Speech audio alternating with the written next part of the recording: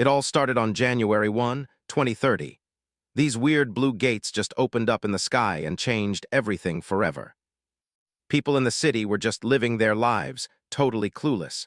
Tae Yujin had her headphones on, not noticing the world was about to end. Then she heard it, a sound that made everyone stop in their tracks. A massive red dragon came tearing out of a gate right in the middle of the street. Yujin didn't stick around to watch, she just ran. The city was suddenly full of screams, as people realized they were being hunted. In an instant, the world they knew was gone, but at that same time, something else started to happen. Just when things looked hopeless, these glowing figures appeared out of nowhere. They were called awakens. These superhumans stepped up to fight the giants that were destroying the city. It turns out they were chosen by constellations, powerful entities that granted them their strength. With that power, they gained skills, special abilities that finally gave humanity a way to fight back. One guy stepped forward and called down a literal pillar of light. The blast hit the monster dead on, and for a second it looked like humanity might actually have a chance. But the relief didn't last long. Two hunters stopped dead, staring at something that shouldn't be there. Behind them was the corpse of a gate boss. Something had already killed it. Then a massive purple foot slammed into the ground, shaking the entire block.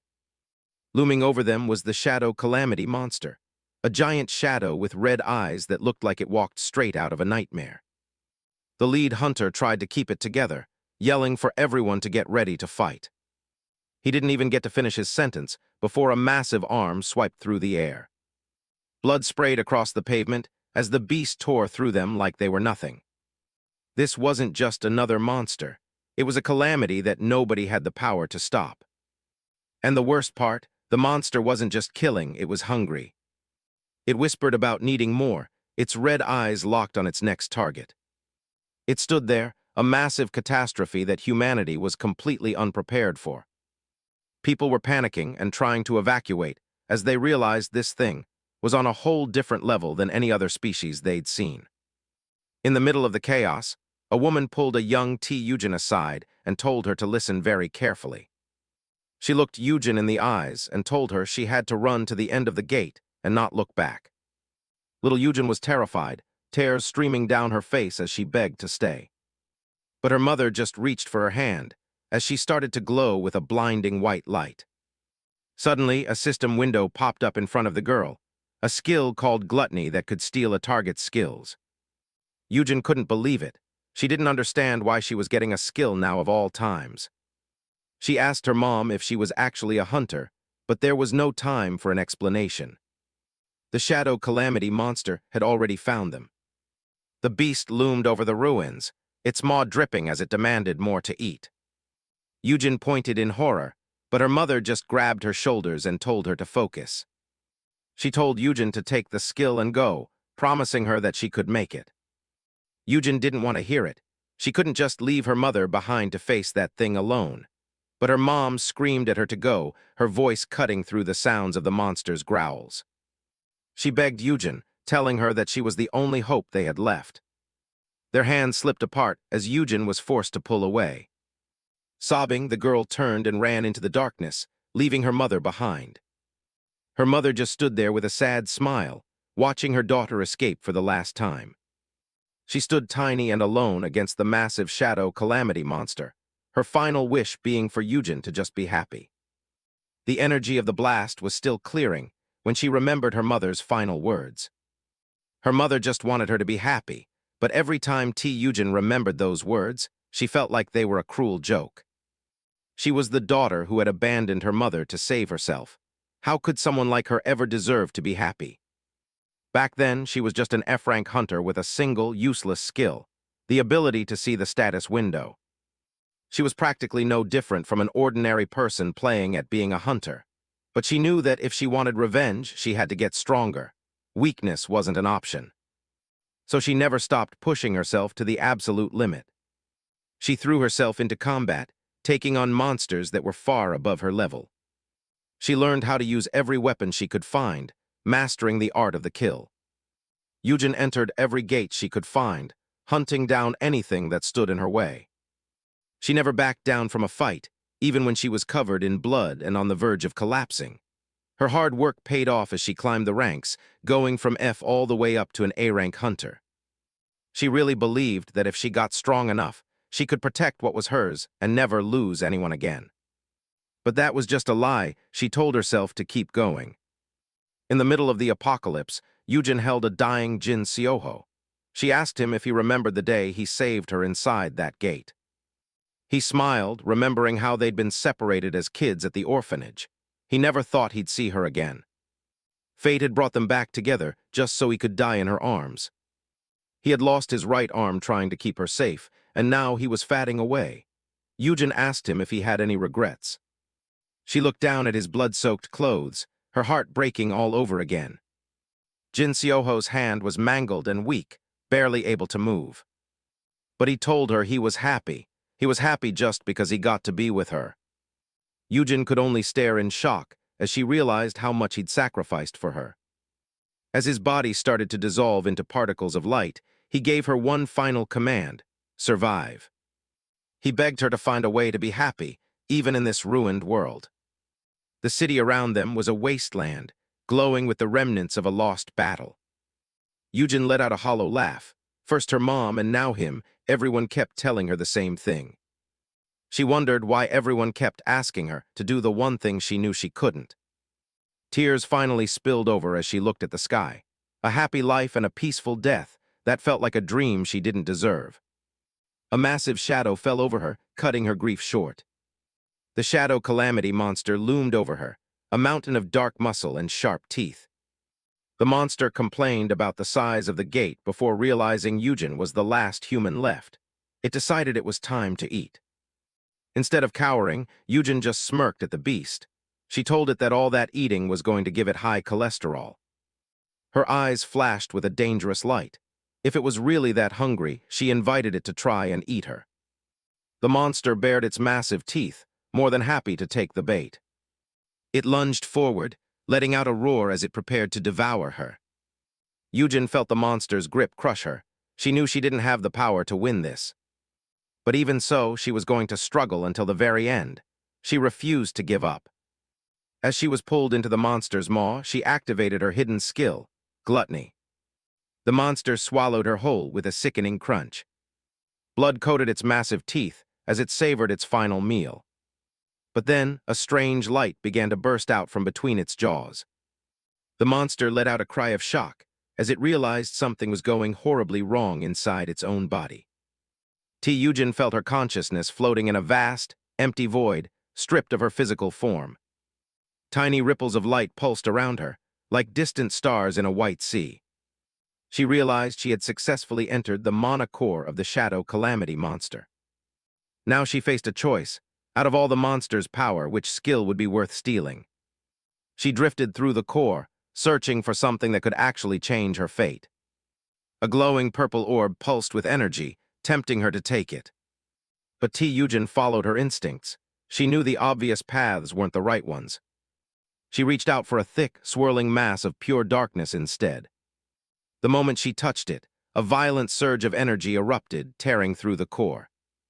Blue status windows flooded her vision as a fragment of Dawn of October's evolution resonated with her. The other constellations watched in horror as a lunatic awakened.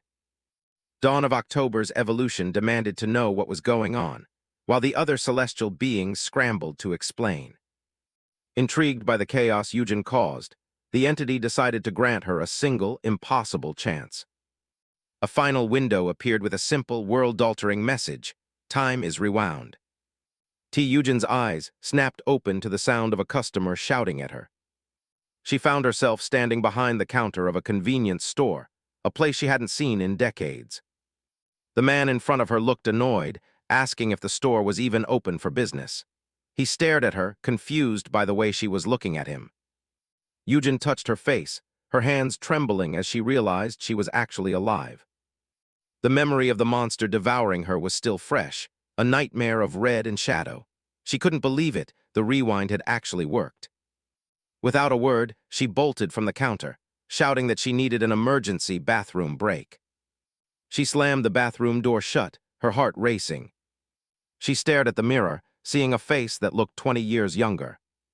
It was true, she was back in the past, working the part-time job she'd had before the world fell apart. Suddenly, a glowing blue orb appeared in the air, asking if she had finally come to her senses. Yujin jumped back, swearing under her breath, while the orb complained about her foul language. She realized the voice wasn't just in the room, it was echoing directly inside her head. The orb claimed to be the one who had brought her back, but Yujin just gave it a skeptical look.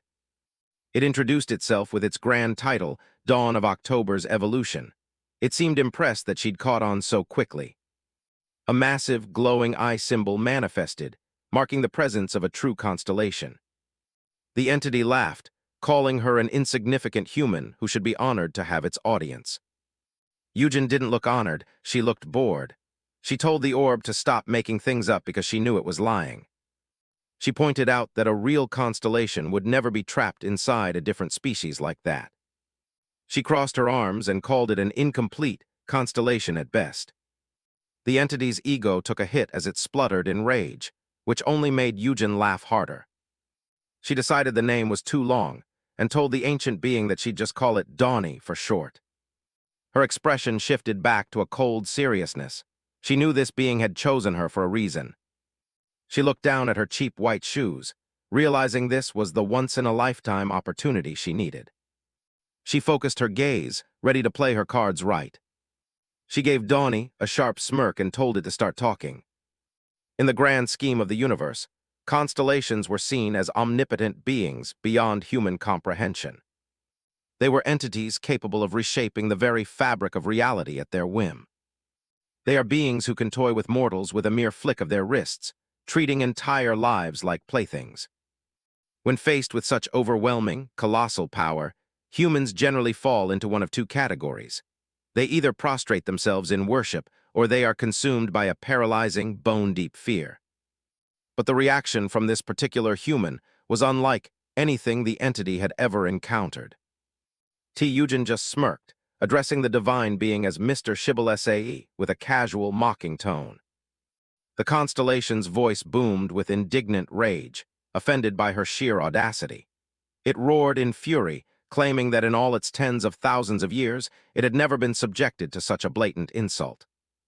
The very walls of the bathroom began to crack and shatter as the entity's power surged, unwilling to tolerate her insolence. It threatened to show the mere mortal her proper place, but Yujin just looked down at her shoes, unimpressed. Suddenly, she was swept up and pulled into a swirling, cosmic void that defied all laws of physics. The constellation gestured to the vast, empty expanse, threatening to lock her away in the darkness forever. Instead of panicking, Yujin leaned back and relaxed, finding the zero-gravity environment surprisingly comfortable. She challenged the entity, telling it that if its only plan was to keep her here, it should go right ahead and try. She introduced herself as Tae Yujin, and pointed out the irony of a being that called others names complaining about her own manners.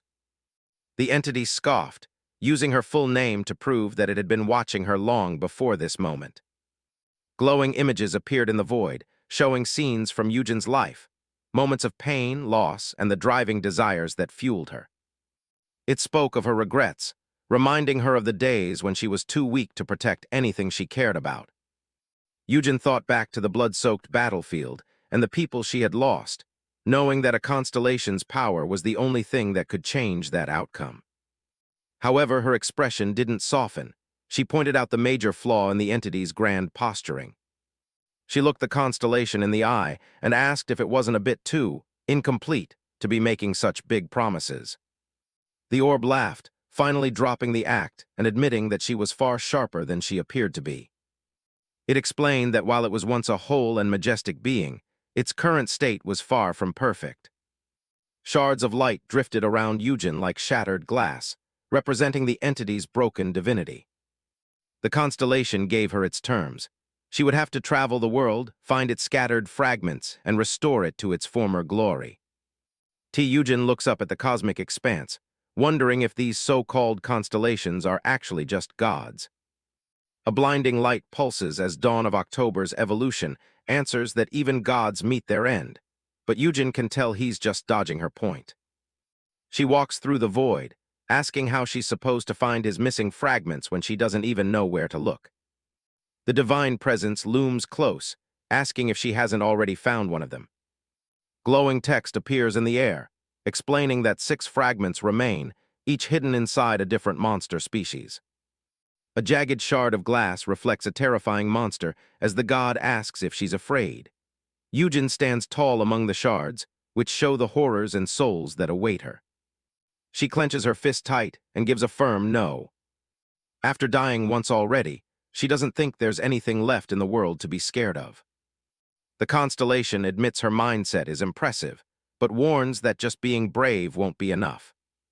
Suddenly, a status window flickers into existence right in front of her face, catching her completely off guard. It's a hidden SSS-Rank skill called Play of the Cogwheel, granting her the incredible power to stop time itself. Dawn of October's evolution tells her the power is granted, and the rest is entirely up to her choices. Yujin stares at the turning gears on the screen, shocked because she never heard of a rank this high in her previous life. A manic grin spreads across her face as she realizes she basically just hit the jackpot. The light orb settles, telling her that the explanation is over and she should know exactly what to do now. The god's voice echoes one last time, telling her to make sure he doesn't regret choosing her for this. A violent surge of white light engulfs her, and she screams as the teleportation kicks in with way too much force.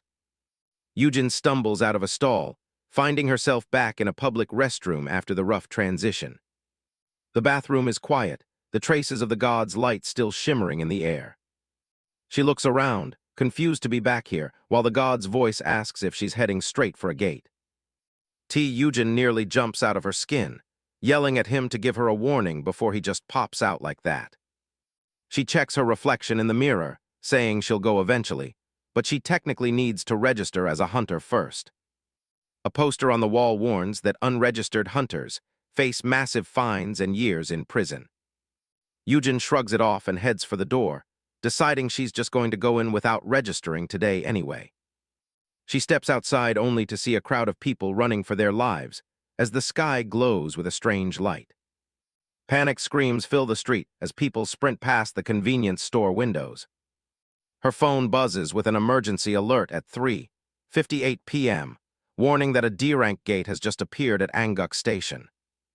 Yujin winces at the Constellation's loud voice, asking if he can try not to be so noisy. Instead of fleeing like everyone else, she sprints straight toward the danger with a wide smile. Massive explosions rock the city as a gate begins to tear open in the middle of the street. She figures that if she just gets swept up in a gate break, it technically won't count as trespassing. As she nears the portal, memories of her first time around flash back, when she was just an F-rank desperate to survive. Back then, she was just a terrified girl being pushed along by the crowd with no way to fight back. She remembers hiding in the shadows and watching as a giant stuffed bear monster tore through the people around her. All she could do was hide and pray she wouldn't be the next one killed. But things are different this time, and she knows she finally has a powerful constellation on her side. Yujin reaches out as golden light surges through her hand, finally having the power she lacked before. The city burns in the distance as the god laughs, clearly enjoying the chaos. Spidery doll legs skitter across a wall as the dungeon's influence begins to manifest. Yujin steps through the portal and finds herself in the dark, gothic hallways of the doll's mansion. She grins at the challenge, telling the god that she was already planning to run wild. Tae Yujin stands in her work vest, thinking a flashy debut is the only way to go. She checks the interface to see exactly what kind of gate she's walked into. It's the doll's mansion, an unstable D-rank dungeon that looks exactly like it did before she regressed. Creepy stuffed animals float in the shadows, confirming that the traps and monsters are the same as last time. She catches a mental image of Jin Seoho, realizing he should be in here somewhere too.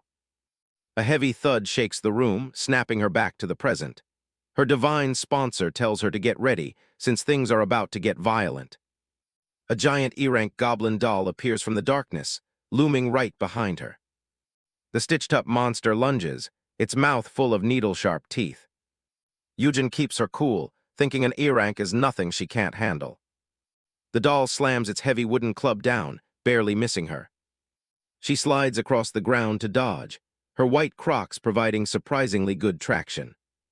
She drops into a crouch, ready to finish this fight properly.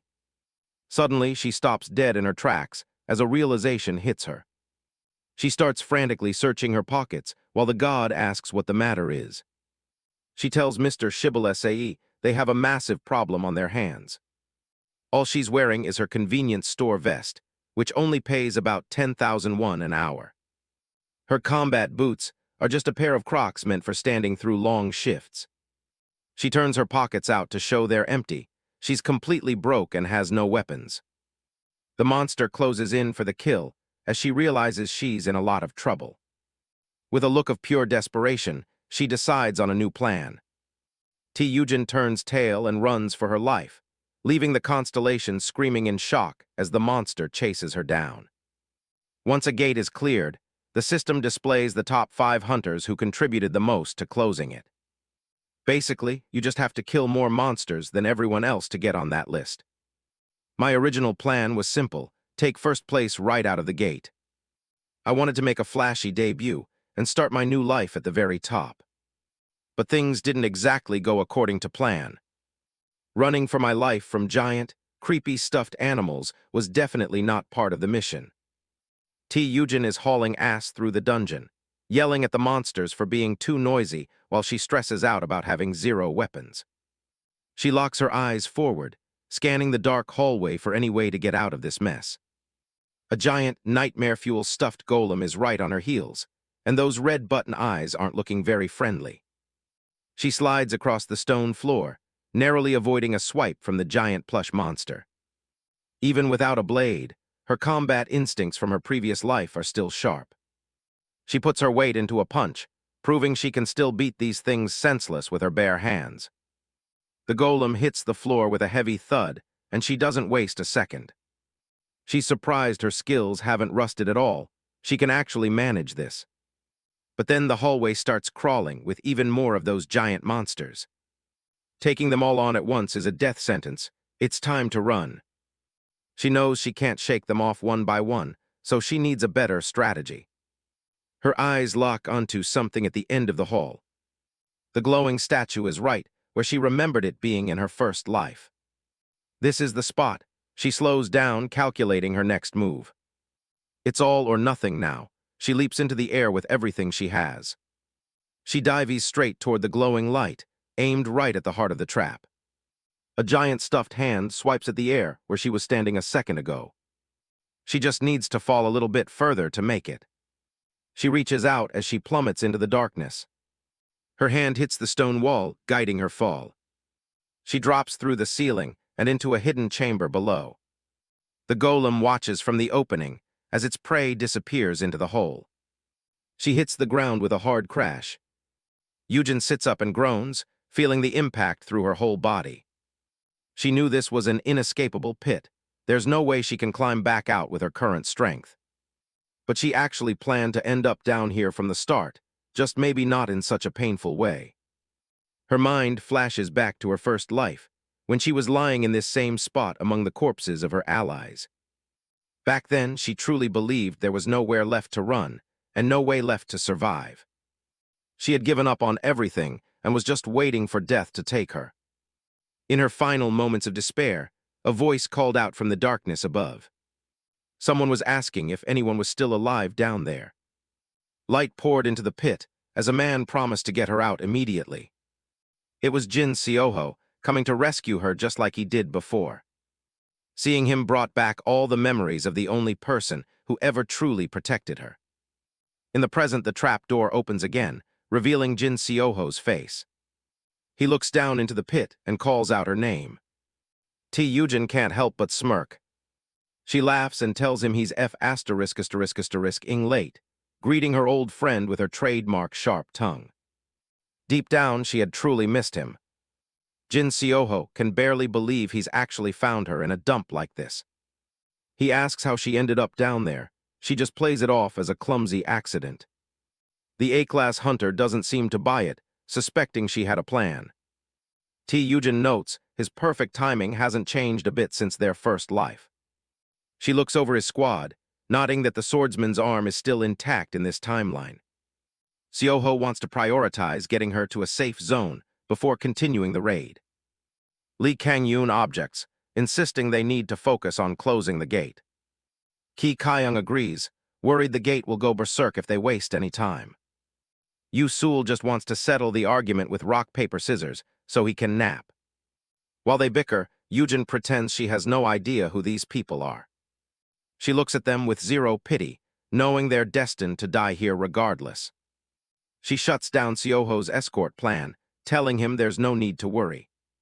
She drops the bombshell that she's already awakened. A shocked Seoho immediately asks for her rank.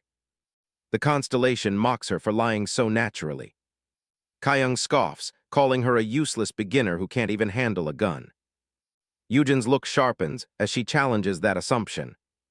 Before anyone can react, she snatches Kyung's pistol and starts blasting. Kyung can only watch in total shock as the civilian nails every target. She stands there with the smoking gun, letting the silence do the talking. She asks if she still looks like a beginner to them. The whole team is completely stunned by the display. She walks off while Kyung screams about her stolen weapon. She throws a cocky smirk back at the veterans.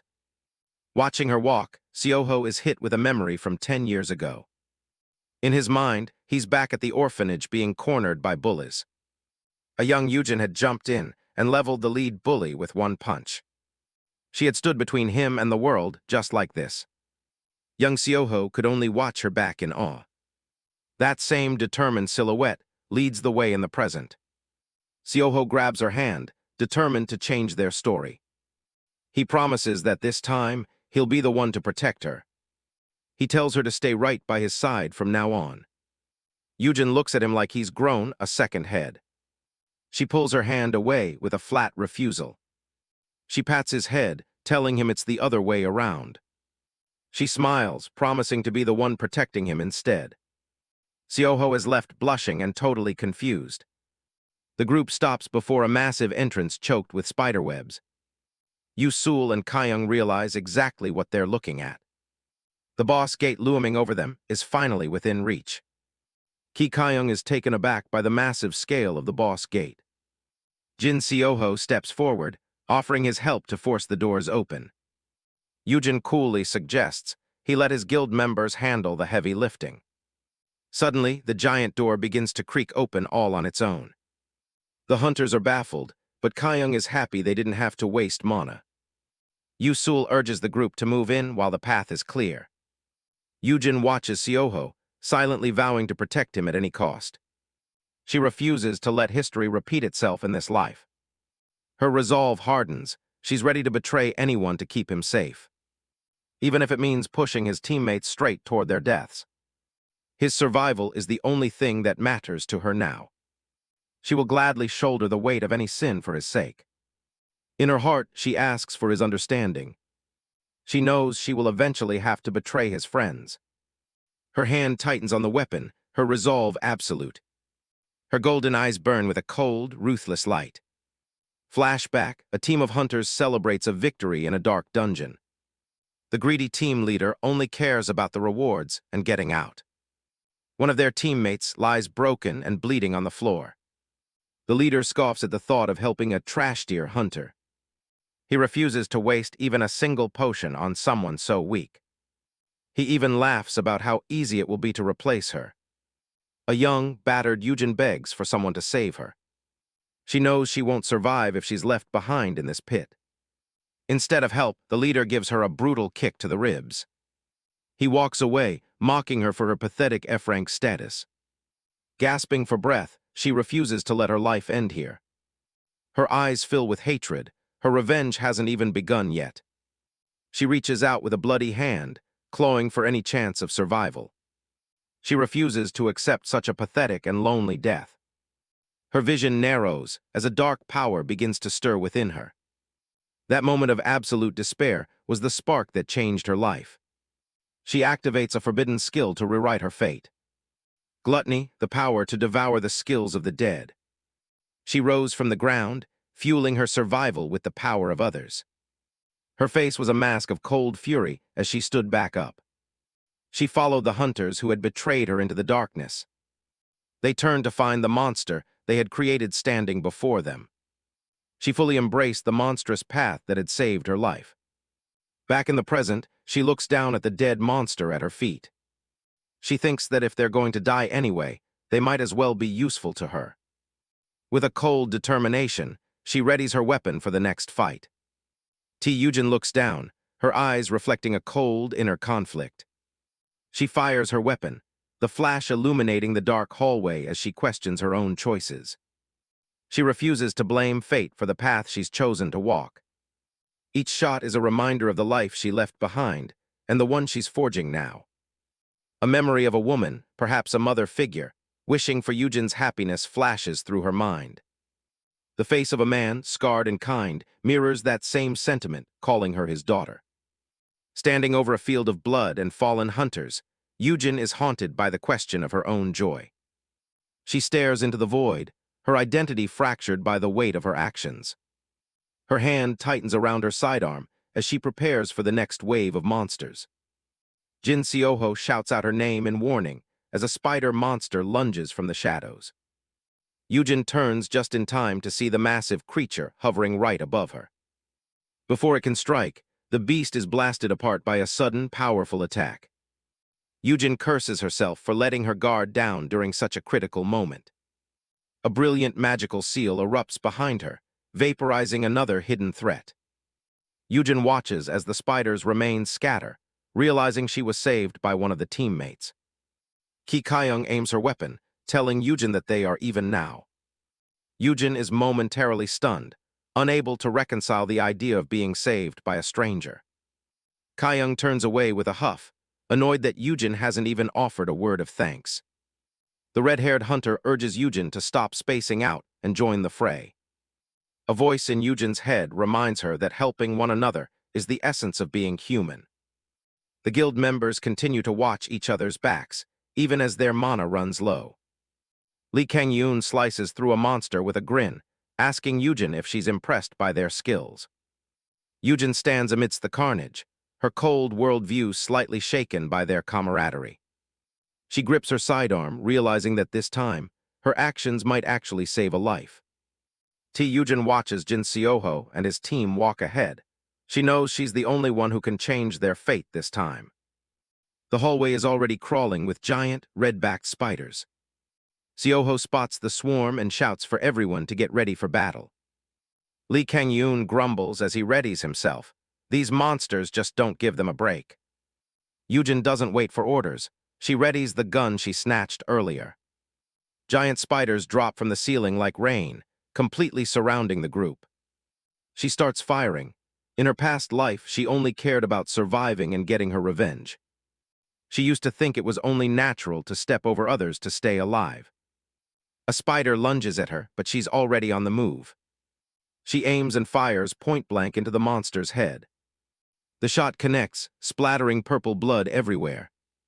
But for some reason, she's starting to hesitate on her everyone for themselves rule. She still wants her revenge, but her cold outlook is starting to crack. She watches the others fight and thinks about trying a different path this time. Seoho jumps in front of her, telling her to stay behind him. He promises to protect her, unaware that she's far more capable than she looks. Yujin just pats his shoulder. She's already told him before. This time, she's the one who's going to do the protecting. She decides to stop holding back and activates her trump card. Time holding, the world flashes as the skill takes effect. Everything freezes. The spiders are stuck in midair, fangs bared. Even Seoho is caught mid-shout, a look of desperation frozen on his face. Yujin locks in. It's time to get to work. She clenches her fist, focusing her resolve. She takes a step, her croc hitting the floor in the absolute silence. She blurs past her frozen teammates, heading straight into the swarm. Suddenly, she feels incredibly heavy. Every movement takes massive effort. The system explains that since gravity vanishes in stop time, he added, a little back so she wouldn't float away. He mocks her for being weak, laughing that she can barely handle a bit of extra weight. She checks her timer. 29 seconds left. She doesn't have time to complain. She has a room full of monsters to clear. And she has to save these people while she's at it. Especially Seoho. He's the whole reason she's here. She curses at the system for making things so difficult. Yujin screams at the air as the clock ticks down to 25. The room is packed with frozen threats, and she only has 30 seconds to handle it all. She needs to take them all out before the timer hits 0. Since she can't run with this gravity, she's going to have to make every shot count. She raises her gun, looking down the sights with cold focus. She starts blasting. The muzzle flashes the only light in the frozen hall. She weaves her shots around her frozen allies, picking off the spiders one by one. Ki Kyung remains frozen as a spider right next to her gets its head blown apart. Tae Yujin unleashes a flurry of shots, the bullets carving paths through the frozen air toward their marks. She's reaching her limit, but she's almost there. She stares down a massive spider, realizing she's too far away for a finishing blow and needs to close the gap immediately. Her current agility is too low to make the move, and she's running out of time. She doesn't hesitate to dump all her hard-earned EXP into agility, pushing the stat to level 3 in an instant. With her speed boosted, she locks her sights on the last few targets. She bolts forward, weaving between the frozen legs of the giant spiders. The timer hits 10 seconds. It's now or never. The clock counts down from 7, 6, 5, as she blurs past a frozen Ki Kyung. She levels the gun and fires, the muzzle flashes lighting up the monochromatic room. 2 seconds, 1, every spider in the room is hit at the exact same moment. Blood splatters everywhere as the monsters are torn apart before time even restarts. Time resumes with a violent roar, and the spiders simultaneously explode into mana. Ki Kyung is left standing there in shock, covered in monster guts and wondering what the hell just happened. The last of the swarm is completely wiped out in a burst of purple energy. Yujin calmly walks away from the slaughter like it was nothing. She shoots Ki Kyung a smirk, reminding the hunter that she definitely owes her a life now. But the physical toll of using an SSS-Rank skill finally hits, and Yujin collapses to the floor in front of the team. She gasps for air, cursing out Mr. Shibble SAE for the heavy gravity, when a new system window appears. For using such a high-level skill, she's granted a new title, Shameless Raider. Yujin's exhaustion vanishes as she screams at the system in a rage, demanding to know who it's calling shameless. Yujin is slumped over, still recovering from her previous exertion. Jin Seoho gets right in her face, calling her name. She looks up, wide-eyed and startled. He reaches out his hand, telling her to wait. He tilts her chin up, commanding her to open her mouth. Yujin is too shocked to even resist the sudden move. Seoho's gaze is unwavering as he leans in closer. He pours the recovery potion directly down her throat. He tells her to stay put and rest, while the team handles what he thinks is just a D-rank boss. Yujin doesn't argue and takes a long sip of the liquid. She watches him walk away through the distorted glass of the empty bottle. At least the Yuseong Guild really does use the high-quality stuff. She points out to Ki Kyung that they're seriously underestimating the dungeon. To her, the mana density is a dead giveaway. This is at least a B-rank gate. High above them, a massive spider with glowing purple markings looms from the cathedral ceiling. The entire group looks like tiny specks compared to the giant predator hanging over them. The team draws their weapons, realizing this isn't going to be an easy clear. Yujin identifies the glowing mana core on the spider's chest as the only weak point.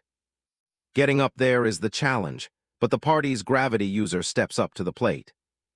He begins summoning a spell, his hands glowing with a golden aura. Suddenly, Yujin's white crocs start lifting off the floor. She floats into the air, feeling the weightlessness take over her body. Seoho orders the team to handle the mobs, while he and Yujin deal with the big one. The mage, Yusul, channels his energy into a final burst. With a powerful surge, Yujin is sent flying straight toward the boss. She focuses entirely on her trajectory, keeping her balance in midair. She closes the gap in seconds, soaring toward the spider's underbelly. But a smaller spider drops down and bites Yusul, breaking his concentration. Yujin suddenly loses her upward lift and starts to tumble through the air. She starts plummeting right into the middle of the spider's massive form. She isn't about to let a little gravity stop her move. She stretches her hand out for a desperate grab. She barely manages to catch hold of the spider's hairy thorax. The boss's intense mana starts burning her arm immediately. She asks the voice in her head if it has a plan that doesn't involve her getting crushed. The entity admits it can't do much, while it's still just a spiritual body. Looks like she's going to have to do the heavy lifting herself. She kicks off and starts sprinting up the vertical side of the monster.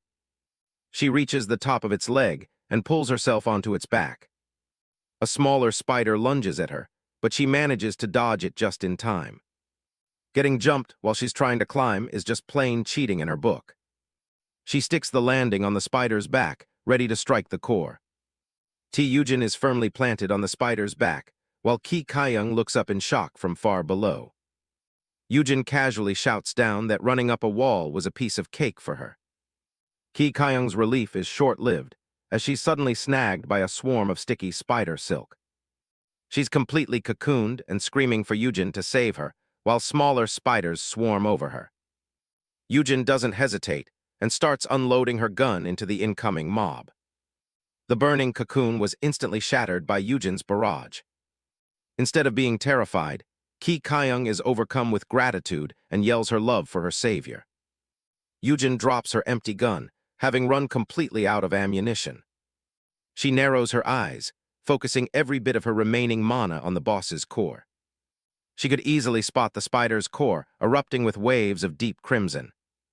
But there's one problem: how to reach that location. A crazy idea flashed through Yujin's mind. She released her hand from the boss's body. Just like that, she let herself fall into a free fall. A blinding blue light explodes from her hand as she activates her SSS-Rank ability. Her face is a mask of pure determination, despite the crushing physical strain. She calls out her signature skill, Gluttony, ready to devour the boss's power. She grunts through the pain as the skill begins to rip the core right out of the spider's body. The voice of the dawn warns her that her hands will burn off at this rate, but she tells it to stay quiet. She reflects on how Gluttony yielded a fragment, instead of just a skill when used on an otherworlder. This discovery means extracting a monster's mana core is actually possible with her power. She pulls the pulsating core from the spider's chest, its light reflecting in her eyes.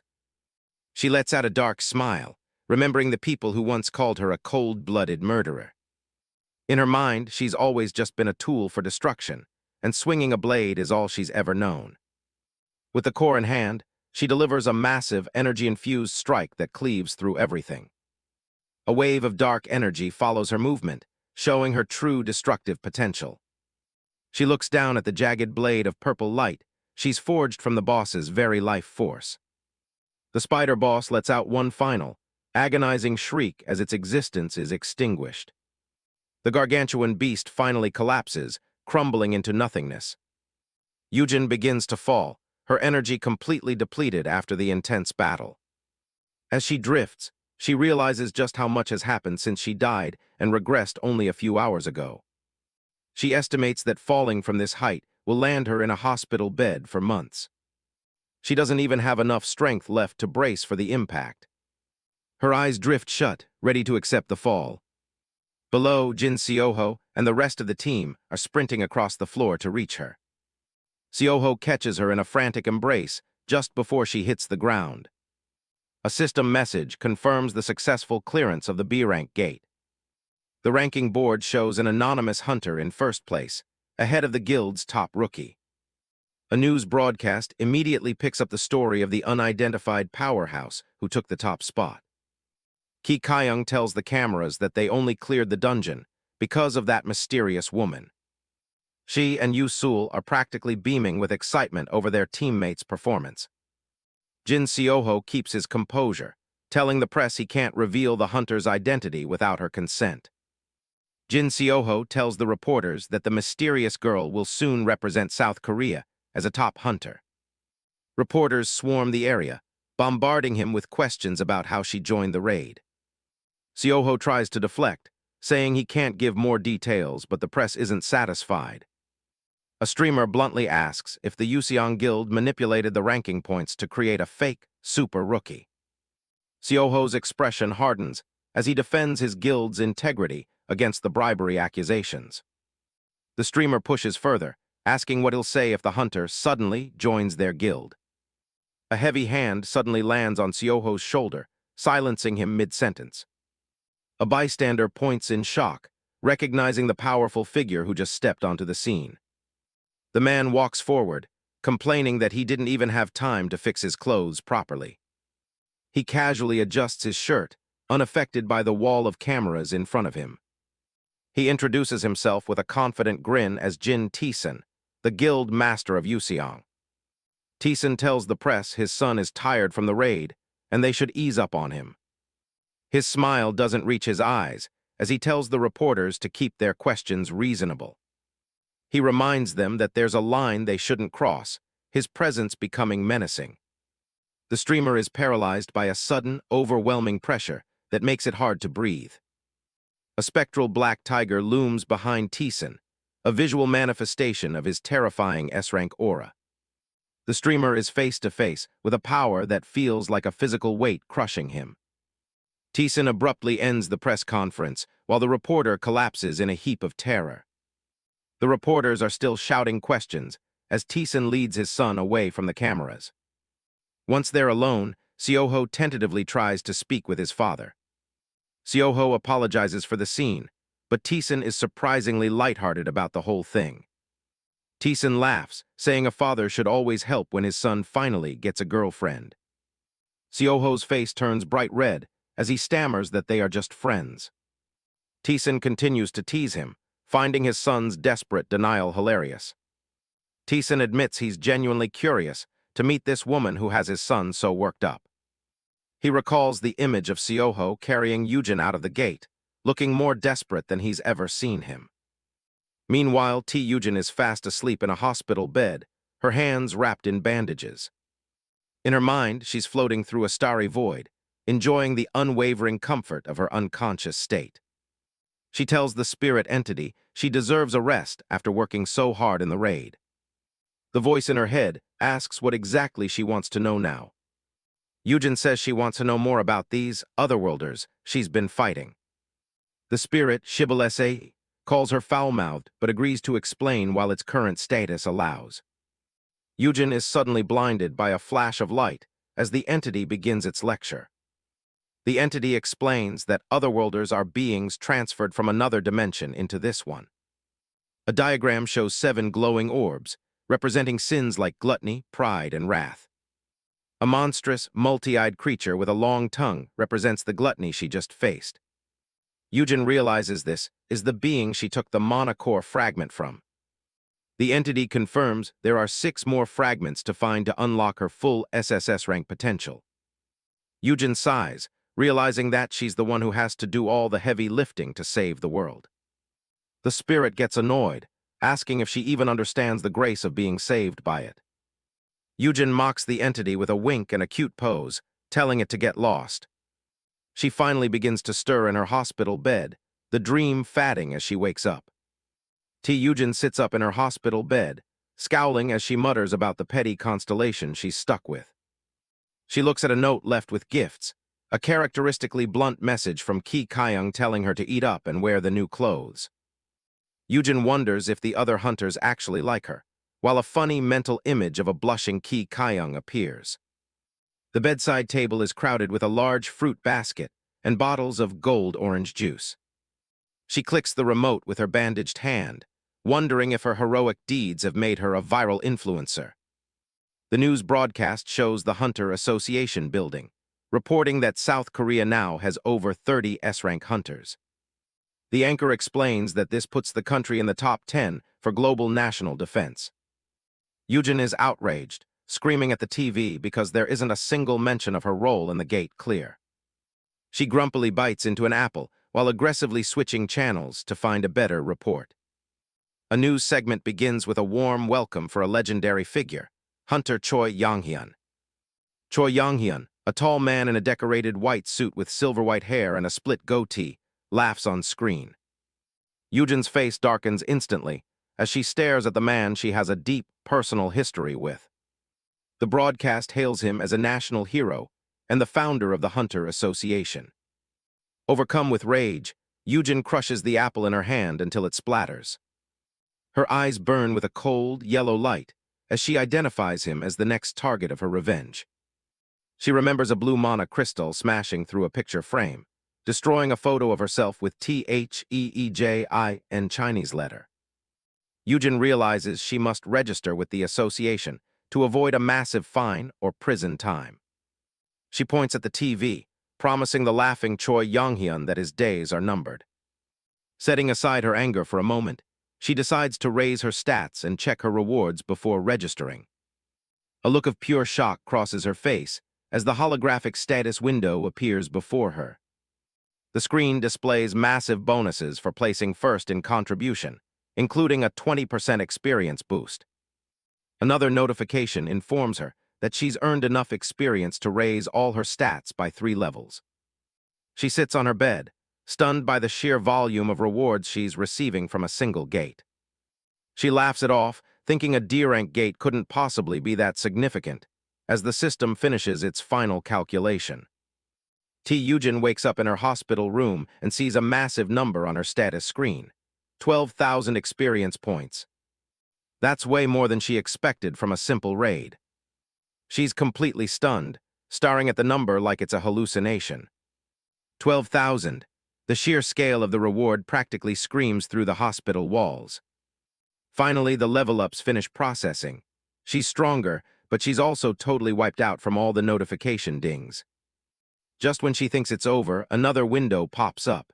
She got first place in contribution, and there's a skill card waiting for her. A glowing blue card manifests in the air, shimmering with mana. It's an A-rank skill called Where There's Life, There's Web. It lets her generate super-durable spiderwebs. She briefly imagines herself swinging around like a total superhero. This is huge. Getting an A-rank skill this early is basically like winning the lottery. She smirks and gives credit to the entity in her head, even calling him Mr. Shibble SAE. She doesn't want to waste any more time, so she hops out of bed, ready to get moving. The voice in her head keeps talking, but she's already tuned him out completely. Instead of using the door like a normal person, she just smashes through the hospital window. Jin Seoho is left standing there, absolutely bewildered. She hails a taxi and demands the driver floor it, terrified they might hit the association's lunch break. They arrive at the massive Hunter Management Association building, just in time. She grabs a ticket, but her heart sinks when she sees her number, 242. There are 40 people ahead of her. She slumps into a lobby chair, trying to keep her face hidden under her cap and mask. She figures she's stuck there for at least 3 hours. But then someone stops right in front of her.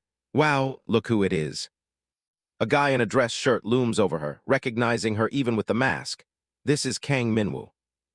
He's got this smug, annoying grin that makes her regret ever coming here. Yujin looks up blankly, asking who he is. Minwoo is offended, reminding her they were classmates and even saw each other last week. She has to remind herself that while it's only been a week for him, for her, it's been 20 years since she last saw his face. Minwoo leans in, mocking her for being a convenience store part-timer, and asking how she can even afford the assessment fee. He laughs, telling her she'll only get an F rank anyway and should just stick to her day job. He's going on about how assessing someone like her is a waste of public resources. Yujin finally remembers why she forgot him. The guy was never worth remembering in the first place. She decides to keep it civil, then casually tells him his breath stinks and to get lost. Minwoo freezes, his face flushing with embarrassment. She asks if he has a hard time understanding simple Korean. He gets defensive, waving his ID and yelling about being a hunter for the association. She just doubles down on the bad breath comment. He's shaking with rage now. Yujin just hopes this finally makes him leave her alone. He shifts gears, sneering that someone from an orphanage wouldn't know their place. Yujin stays silent, her eyes narrowing behind her mask. Minwoo keeps digging, telling her to go back and warn her friends at the orphanage to stop dreaming big. He mentions a gate burst that wiped the place out, sounding entirely too happy that every kid there died. Then he brings up her mother, saying she won't be coming to look for her anymore. Yujin keeps telling herself she's an adult. He goes further, calling her mother names and asking why she'd ever come back for a kid she abandoned. When he says her mother is probably dead, Yujin's patience finally snaps. Her eye starts to glow with a murderous yellow light. Her internal monologue goes dark. She thinks little Minwoo has gotten awfully rude. She stands up, her aura shifting completely. She decides that mouth of his needs a serious lesson in manners. Minwoo is still clueless, laughing and asking if he finally hit a nerve. He's about to find out that the Hunter Management Association isn't going to protect him from what's coming next. To the public, the association was a symbol of justice, but that was all just a show. Their real goal was simple: strip every gate of its valuable byproducts. They didn't care about the people left inside, viewing civilians as nothing more than monster bait. And the man orchestrating all of it was Choi Yonghyun. Tae Yujin doesn't waste time and decks the guy right in the jaw. The punch lands with enough force to send the bureaucrat, Kang Minwoo, flying across the lobby. He hits the deck hard, clutching his face in total disbelief that someone actually hit him. Yujin isn't finished and grabs him by the collar before he can even process the pain. She stares him down, practically daring him to do something about it. He tries to act tough and stands up, but she points out a simple fact. Until she's registered, she's a civilian, and a hunter hitting a civilian is a big no-no. The guy is fuming, but she just smirks. She knows the system better than he does. Seeing the scene she just caused, she figures registration is probably off the table for today. She decides to just walk away, thinking she should have handled it a bit more like an adult. But then a notification pops up. Her luck skill just kicked in. A bright blue screen flashes, announcing that luck is finally on her side. Suddenly, Kang Minwoo attitude pulls a complete 180, and he starts screaming for his staff.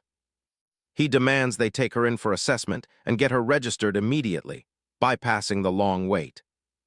Yujin watches the chaos, realizing things are actually working out in her favor. He tells her to stay right there until she finishes the assessment, still acting high and mighty even while helping her. A staff member leads her away, and she's just glad she doesn't have to sit in the lobby all day. She smirks under her mask, thinking about how far dumb luck can get you. They reach the ability assessment room, and the staffer tells her to place her hand on the pedestal to measure her mana. He explains that her rank depends on the amount and quality of the energy she channels into the device. Yujin figures that with all the new skills she's picked up, she should land a pretty solid rank despite her level. She places her hand on the device, hopping for at least a B rank to make things easy. The assessment kicks off, and the machine starts glowing with a soft blue light. But then the room starts to shake, and the machine begins making some really concerning noises. Yujin starts wondering if the test is always this loud, as the staff member's face goes pale. A final notification pops up, but before she can read it, the screen starts glitching. The machine turns blood red, and a voice in her head starts laughing about how human technology can't handle its power. The Dawn of October's evolution continues to gloat, claiming her power is enough to make anyone kneel in awe. The pedestal completely overloads, flashing a giant unmeasurable across the screen. Yujin just stares at the result, definitely not expecting to break the equipment on her first day. Cut to a quiet room where a cup of tea is being served. She's now sitting across from a high-ranking official who's acting way too nice. The man introduces himself as Director Kim Jin-soo, and he's all smiles as he apologizes for the earlier trouble. Yujin doesn't care for the small talk and just wants to know when she'll get her hunter license. Jin-soo starts flipping through his notes, saying they just need to review a few minor details first. He leans in with a much more serious expression, dropping the friendly act. He stares at her through his glasses and gets straight to the point. He asks her point-blank if she's the mysterious raider who cleared the Anguk station gate alone. Yujin doesn't blink and tells him that her past exploits shouldn't have anything to do with her getting a license. She pushes him to just issue the card already, so she can get out of there. He laughs it off, asking for her cooperation, but he's clearly annoyed by her attitude. A digital board shows the official clear records, and the top spot for Anguk Station is still a big question mark. An image of Jin Seoho pops up. If a high-tier hunter like him acknowledged her, then her strength really goes without saying. Director Kim Jin-soo is practically drooling at the thought of snagging an unmeasurable talent right out of thin air. He's already convinced she's the legendary question mark hunter from Anguk Station, and he's not about to let her slip through his fingers. He leans in with a look that screams, "I've got you now," determined to bring her into the association by any means necessary. Tae Yujin isn't making it easy for him, though. She tells him she'll answer his questions, but only if he returns the favor and answers hers. He agrees immediately, even offering to fetch something called the Stone of Truth to keep the session official. Yujin never heard of it, but she plays along, watching as he calls for the artifact to be brought from the warehouse. Jin-soo explains it's basically a high-tech lie detector, specifically designed for hunters. It's a palm-sized stone that changes color based on honesty, blue for the truth, and red for a lie. He watches her like a hawk, thinking she's a sly snake for setting her own terms before the test even starts. The staff brings in the stone, which glows with a faint, swirling green light as it settles on the table. Yujin doesn't hesitate and places her hand right on top of the glowing orb. With a fake friendly smile, Jin-soo gets ready to start his interrogation. He starts with the big one, his eyes fixed on her reaction. He asks point-blank if she's the one who single-handedly cleared the Anguk Station gate. The stone begins to react, pulsing under her palm as she waits for the result. She looks him dead in the eye and confirms it. She is that hunter. The stone flashes a brilliant blue, confirming that every word she said is the absolute truth. Jin-soo and the staffer nearly fall out of their chairs, completely stunned that they're actually looking at the rookie everyone's been talking about. He stammers through his next question, barely able to believe his luck, and she just gives him a casual yep, as if it's no big deal. He sees her in a whole new light now, picturing her as the superstar hunter the news has been obsessing over. He's already planning his next move, desperate to recruit her to the association on the spot. He practically begs her for her name, hoping to finally put a face to the legend. But Yujin shuts him down instantly. No name, no nothing. Even when he pleads for just a last name, she doesn't budge, keeping her guard up. In her past life, she revealed everything, her face, her name, and all it got her was a mountain of controversies and betrayal. She's learned her lesson.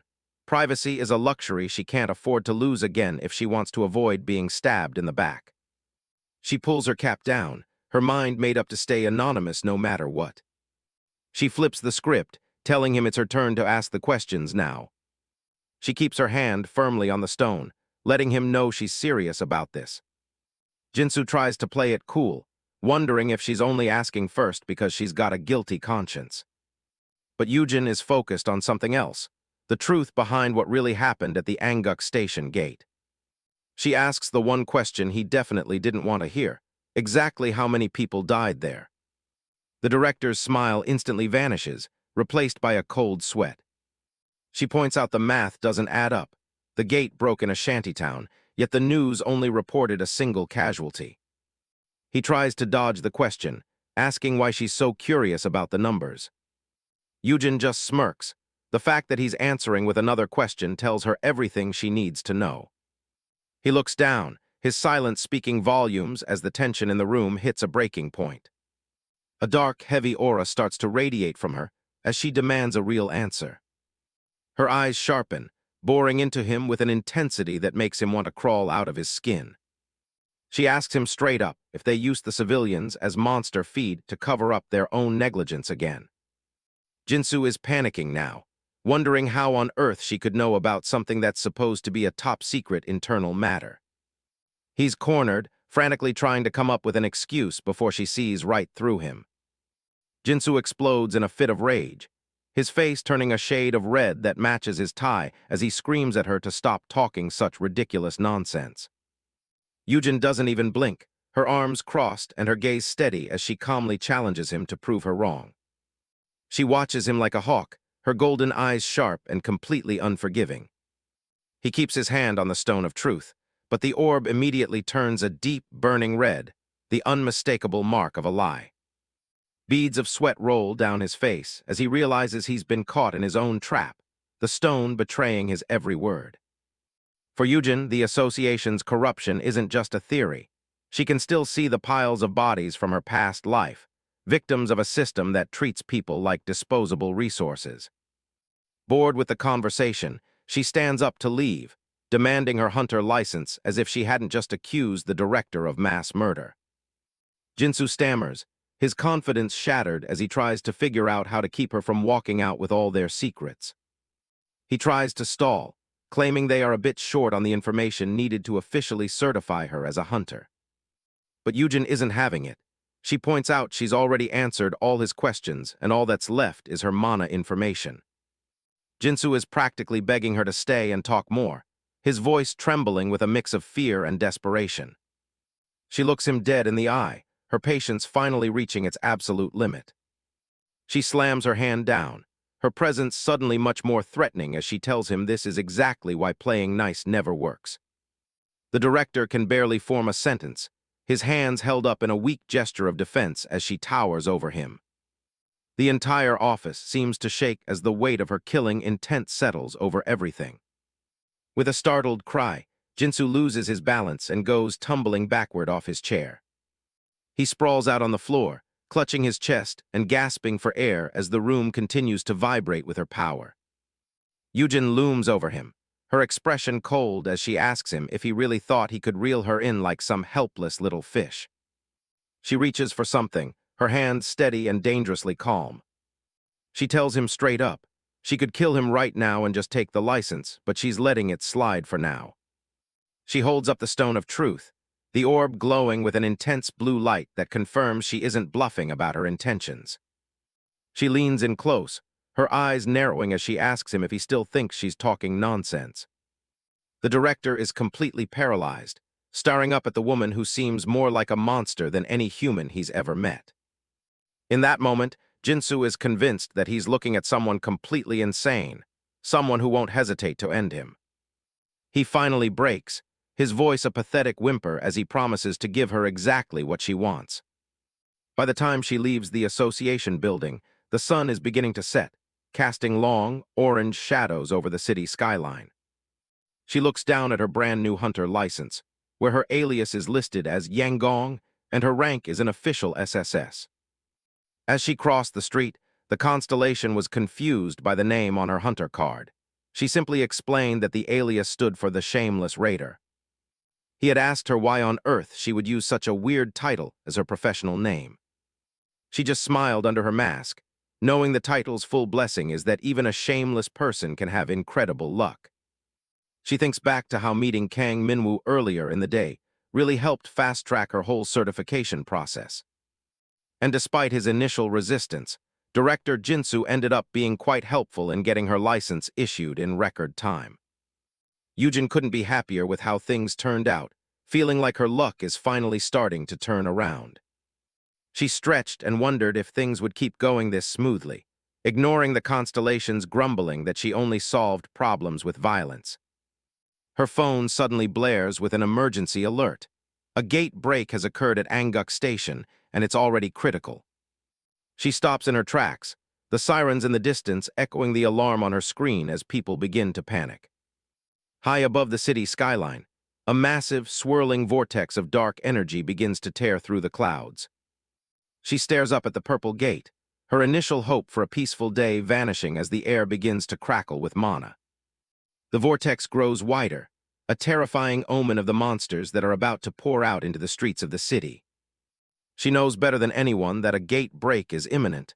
She can practically smell the chaos coming. The Constellation asked where she was rushing off to as she started running headlong. She doesn't stop to explain, her voice rising above the panic of the crowd as she warns them that the gate is about to burst wide open. As the alarms blare, Tae Yujin pauses for a split second, her feet rooting her to the spot as she hears the voice in her head bluntly ask, "So what?" Hidden behind her mask, she retorts with a question of her own, wondering why she should be the one to rush headlong into such a dangerous situation. Her mind flashes back to the infamous Gangbyeon Expressway disaster, a catastrophic A-rank gate break that occurred long before she ever regressed. She hadn't seen it in person back then, but the news reports of high-rank monsters pouring out in endless waves to slaughter civilians are permanently etched into her memory. As she runs, the voice of her internal guide, the dawn of October's evolution, chides her, insisting that saving lives is her responsibility, but Yujin internally argues that her current rank is no match for this level of disaster. She remembers how she nearly died just trying to take down a B-rank boss in her past life. Charging into an A-rank gate now feels like nothing more than a death sentence. She tries to justify walking away, telling herself that it's better to leave the real fighting to the veteran hunters who are actually equipped to handle such a bloodbath. The screams of the terrified crowd fill the air, yet the high-minded ideals of the strong protecting the weak continue to ring in her ears like a persistent, unwelcome echo. The voice of the entity presses her further, asking why she refuses to understand and accept the natural order of things. She looks up at the massive, swirling violet vortex in the sky, the very concept of a natural order tasting like bitter ash in her mouth. She stops dead in her tracks, her expression hardening as she thinks that if such an order truly existed, her mother wouldn't have died so cruelly. Her eyes begin to glow with a fierce, ethereal pink light, as she vows that she won't let anyone else's life be snuffed out so meaninglessly today. The present chaos around her suddenly dissolves into a vivid memory of a city, already reduced to smoldering rubble and ash. A much younger Tae Yujin, barely more than a child, scrambles through the ruins of what used to be a bustling neighborhood. Covered in soot and tears, she screams for anyone to come and help her as she tries to find a way out of the nightmare. In her frantic flight, she catches her foot on a piece of jagged debris and goes tumbling hard onto the cracked asphalt. She lets out a sharp, terrified cry, the sound of her own fear echoing off the hollowed-out buildings and empty streets. She gasps for air, her body trembling as she looks around the devastated landscape, unable to comprehend the scale of the destruction. Her eyes go wide with a new kind of shock, her gaze fixing on something truly horrific just a few feet away. She finds herself staring at a body lying in a large, dark pool of blood, a sight that will haunt her for the rest of her lives. Suddenly, a heavy boot plants itself right in front of her, and the young girl cowers back with a high-pitched squeak of terror. A man carrying a rifle stands over her, his face a mask of utter confusion as he wonders what the hell a child is doing in the middle of a war zone. He looks around nervously, his eyes searching the surrounding buildings for the hunters who were supposed to have cleared the area. He realizes with a sinking feeling that the gate entrance is dangerously close, and they are standing right in the path of the violet light pulsing from its heart. Flashback, a pair of small, bare feet scramble frantically across the pavement. A young girl grabs a soldier's sleeve, her face a mask of pure desperation as she begs for help. She's sobbing, screaming that her mother and other people are still trapped inside. The man just stares down at her with cold indifference, clutching his rifle as a strange mana swirls around them. Her eyes go wide when she looks down and sees the horror on the ground. It's not monsters, it's civilians lying dead in pools of blood right outside the gate. She looks closer and realizes the corpses have bullet holes in them. These weren't killed by creatures, they were executed. The cold metal of a gun barrel is suddenly pressed right against her forehead. She freezes in terror as one of the hunters realizes they missed a witness. They talk about the situation like it's just an annoying chore, wondering how they're going to report this mess to their bosses. She can't understand it. Hunters are supposed to be heroes who save civilians, so why is this happening? In the reflection of her tear-filled eye, she watches them decide her fate. They figure it's easier to just kill her and toss the body back into the gate to hide the evidence. Present day, a massive gate break tears open the sky over the highway. Yujin knows the truth, the strong don't help the weak. In the panic, people are getting shoved and punched just for being in the way. A little girl sits crying for her mother in the middle of the road, but the crowds just trample past her. Yujin watches the chaos with cold eyes. She's not lifting a finger for complete strangers unless there's a profit in it. The spirit in her head starts lecturing her again, but she just snaps back, asking what it's really getting at. The entity goes quiet, then drops a bombshell. It senses her friend's presence nearby. Yujin stops dead in her tracks. There's no way Jin Seoho is here. The Dawn God is certain. He's right in the middle of the gate break. She can't believe it. This is a complete shift from the timeline she remembers. In her past life, Seoho never came to this gate because he was too injured to move. He should have been stuck in a hospital bed, recovering from losing an arm. But since he's perfectly fine in this life, he's back on the front lines, ready to play the hero. She starts sprinting toward the disaster, cursing under her breath. The spirit mocks her for claiming she wouldn't do anything, but she just tells it to shut the hell up. She bowls over a terrified mage, who's desperately trying to teleport away from the gate. Her eyes lock onto a familiar figure in the distance. It's him. Seoho is busy directing traffic and helping people evacuate like a righteous idiot. Yujin screams his name, charging through the panicked crowd.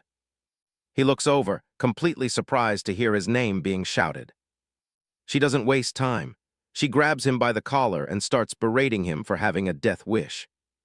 Seoho is just confused, saying he's been looking everywhere for her since she vanished from the hospital. That only makes her angrier. He has no idea how much trouble he's causing her. The poor maid she's still dragging along is gasping for air, completely drained of mana. Yujin turns on the guy with a menacing aura, asking if he wants to live or die. She reaches out and grabs Seoho's hand, determined to get him out of there. He flinches, his face turning a bit red at the sudden contact. She tells him he's going to get himself killed for nothing if he stays. But he just pulls his hand back and apologizes. He can't leave while people still need help. Seoho looks at Yujin with a gentle smile, telling her that it's his duty as a hunter to protect people and contain the gate. He says he can't just turn his back on a gate that's about to burst. He adds that he's actually glad to know she's worried about him, a slight blush creeping onto his face. He promises to be careful, but Yujin isn't having any of it. She tells him not to try and charm his way out of this, reminding him that she's dragging herself through absolute hell just to keep him breathing.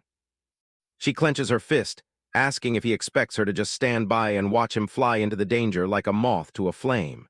Seoho just looks at her, confused by the sudden outburst. Yujin lets out a long sigh, realizing she's not going to win this argument with words. She tells him to get out of her way, pushing past him as she makes a decision. She declares that she'll handle the gate herself. Seoho is stunned, asking how on earth she plans to handle a gate break on her own.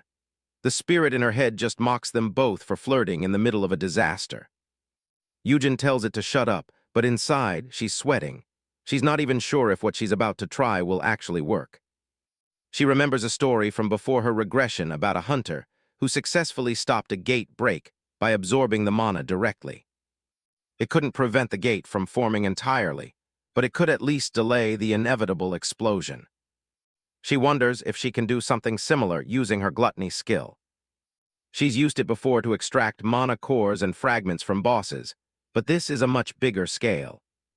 If the true essence of the skill is the desire to absorb something into oneself, then maybe devouring a whole gate is possible.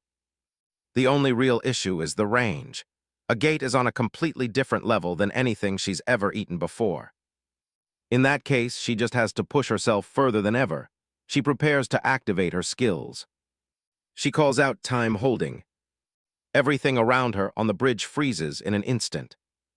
While the world is stopped, she gathers her power, preparing to trigger the next skill. She crouches low and screams, "Gluttony," slamming her hand onto the pavement to condense the skill's power. Purple mana surges around her, and she grinds her teeth against the strain. She tells herself she has to hold on, no matter what. She triggers gluttony again and again, forcing her body to take in more than it should be able to. Her eyes are fixed on the goal, even as the pain reaches a breaking point. In the midst of the chaos, she sees Seoho's face again. She remembers him from her past life, broken, scarred, and sitting alone in a hospital room. He had smiled then too, despite losing everything. She refuses to let that happen again. She pushes herself to her absolute limit, her hair whipping around as mana explodes from her. A massive shockwave of purple energy erupts from the bridge, lighting up the night. She releases the time stop, and the world begins to move again. With a final scream, Yujin plunges headfirst into the dark vortex at the center of the gate. Tae Yujin is at her absolute limit, forcing her gluttony skill to its max to keep the massive gate break contained. She pushes until she can't anymore, finally releasing her hold as the purple energy explodes and dissipates. Traffic on the expressway starts to move again, as if the last few minutes never happened. The cars that were frozen in time suddenly lurch forward, returning the city to its normal rhythm. Jin Seoho stares at the road, completely stunned by the scale of the miracle he just witnessed. The expressway is clear now, leaving only the dark residue of the gate break as evidence of the battle. A news reporter is already on the scene, telling her audience about the mysterious black substance that saved the Riverside area. Helicopters circle overhead to get a better look at the hunter, who single-handedly prevented the catastrophe. In the middle of the empty highway, the savior of the city stands alone as her aura fades. Yujin looks down at her hands. They're trembling and purple from severe mana exhaustion and frostbite. Jin Seoho rushes to her side, his face full of worry as he calls out her name. He's horrified by the state of her hands, but Yujin just tells him a few potions will fix her right up. The flashing lights of cameras start to surround them as reporters desperate for a story close in. Seoho tries to block the media, but Yujin stops him. She's not about to let this publicity opportunity pass her by. She makes sure the cameras are focused on her before she begins her performance. Since she went through all that pain, she's determined to get her fair share of the credit. The reporters shout over each other, asking how she managed to stop the gate break all by herself.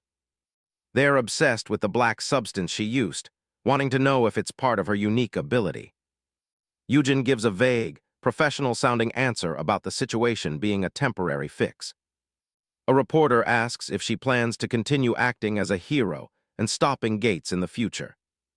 She puts on a noble face and says she'd gladly do it for the safety of society and its citizens. But internally, she knows she's not lifting a finger again unless she's getting paid a fortune for it. Seoho ushers her away from the crowd, telling the reporters that it's still too dangerous for them to be there. As they leave, a reporter yells after them, desperate to know the hero's name. Yujin stops and looks back at the crowd one last time. Her eyes are cold and calculating, already visualizing how much her fame is worth. She officially reveals her alias to the world, Yanggong. Within minutes, the footage of the shameless raider goes viral across every social media platform. People are losing their minds in the comments, debating whether one person could really be that powerful.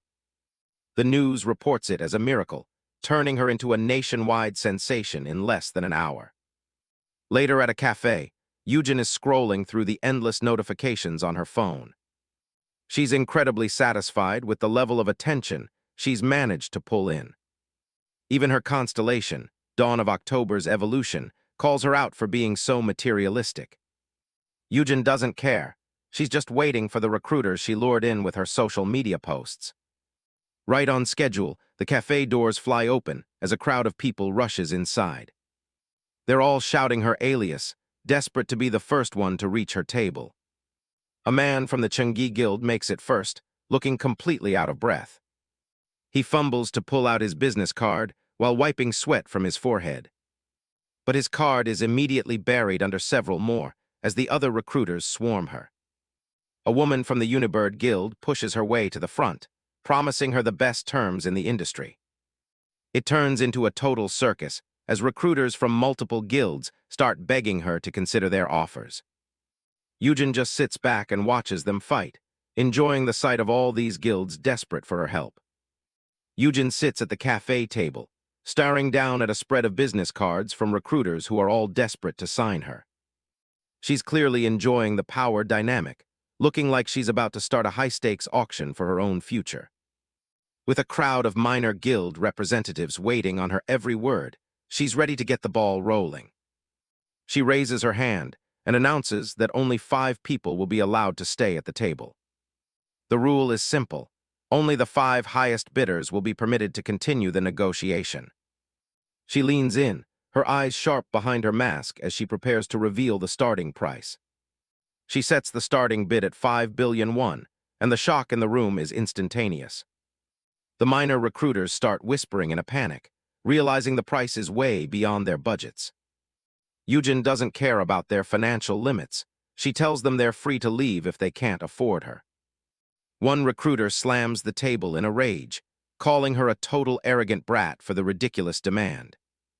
He screams that she's letting the media hype go to her head, and that she's acting far too high and mighty. He points an accusing finger, telling everyone not to hire her because there are plenty of better hunters out there. Yujin watches him coolly, sensing that he's just trying to trash her reputation to drive her price down. The man continues his tantrum, hopping to lead a mass exit and intimidate her into a cheaper deal. She mockingly apologizes for her arrogance, laughing off the idea that no one would hire her. The man declares he's taking his leave, expecting a dramatic reaction that he isn't going to get. He looks back, clearly surprised and frustrated that she isn't begging him to stay. The other minor recruiters are conflicted, torn between their orders from headquarters and their own pride. The guy is sweating now, furious that his attempt to control the room has backfired completely. Yujin just watches him go, thinking he's a total jerk for making such a spectacle. He fumes as he exits, realizing his outburst just cost his guild any chance of a contract. His face is red with humiliation, as he realizes his plan to bully her into a deal failed miserably. More recruiters follow him out, claiming she'll regret not taking their supposedly generous offers. Now that the small fry have filtered themselves out, Yujin explains the real terms of the bid. The remaining few look at her with total confusion as she drops a major bombshell. She reveals that she has no intention of joining a guild because she's starting her own. The recruiters are stunned that she's asking for 5 billion won just for a consulting fee. The rest of the minor scouts decide to pass, walking away from what they think is a ridiculous demand. The cafe finally quietens down, leaving Yujin sitting alone at her table. Her constellation, Dawn of October's evolution, notes that her pride has driven everyone away. But Yujin just tells it to wait, knowing the real heavy hitters were just waiting for the trash to clear out. Right on cue, a refined woman named Chinga from the Yonyonsi's guild approaches.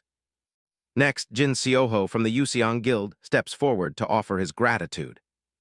They're joined by Morin and Yongho, representatives from the other major powerhouses. Yujin looks them over, perfectly calm as the most powerful players in the hunter world surround her table. The representatives of South Korea's top 4 guilds have finally stepped into the light. She stays professional, asking them to contact their guild leaders before they discuss any business. In her head, she's already imagining a glamorous future where the nation's elite compete for her favor. She pictures a life of luxury and deep bonds with the most powerful hunters in the world. It's a beautiful daydream where she's the absolute center of everyone's attention. She imagines them showering her with praise and expensive gifts. But reality hits hard as the representatives immediately start shouting and bickering with each other. Morin snaps his fan shut, telling Yongho to keep his mouth closed and stop the noise. Yongho flares up with a fiery aura, daring Morin to try and make him stop. Jin Seoho remains calm, sipping coffee while acknowledging that all the major players are present. Tae Yujin sweats behind her mask, feeling the weight of the bickering hunters around her. The cafe table is tense, as Yujin warns them to back off while she's still being patient. Morin smirks behind his fan, intrigued by her mention of providing help to their guilds. Morin asks with an arrogant smile if his guild looks like it's in need of assistance. Yongho crosses his arms confidently, his pride reflected in the bamboo forest backdrop. Liruri Yashiro playfully boasts that she can clear most gates on her own without any help. Jin Seoho looks stern, stating that his guild, Yuseong, won't accept her terms easily. Yujin remains unfazed, knowing the upcoming gates will be impossible for them to clear alone. She reflects on why she lured the 4 great guilds to this meeting in the first place. Yujin clears her throat, satisfied that her plan to draw their attention worked perfectly. She sits tall and officially declares that the real negotiations can now begin. Yujin reasserts her goal of forming her own guild rather than joining one of theirs. She explains that she expects heavy compensation for helping their guilds through upcoming trials. Her eyes sharpen as she asks the group if they are truly prepared for the Otherworlders. Dark, monstrous silhouettes loom behind her as she questions their battle readiness against such threats. A visualization of a red gate appears, a swirling vortex of dangerous and unknown energy. Otherworlders are entities from these gates, depicted as powerful and menacing dark figures. Hunters are shown struggling and screaming as they try to fight off these otherworldly monsters. Despite research and numerous attempts, these specific gates remain a deadly global mystery. Researchers in white coats watch surveillance footage of hunters failing to clear a gate.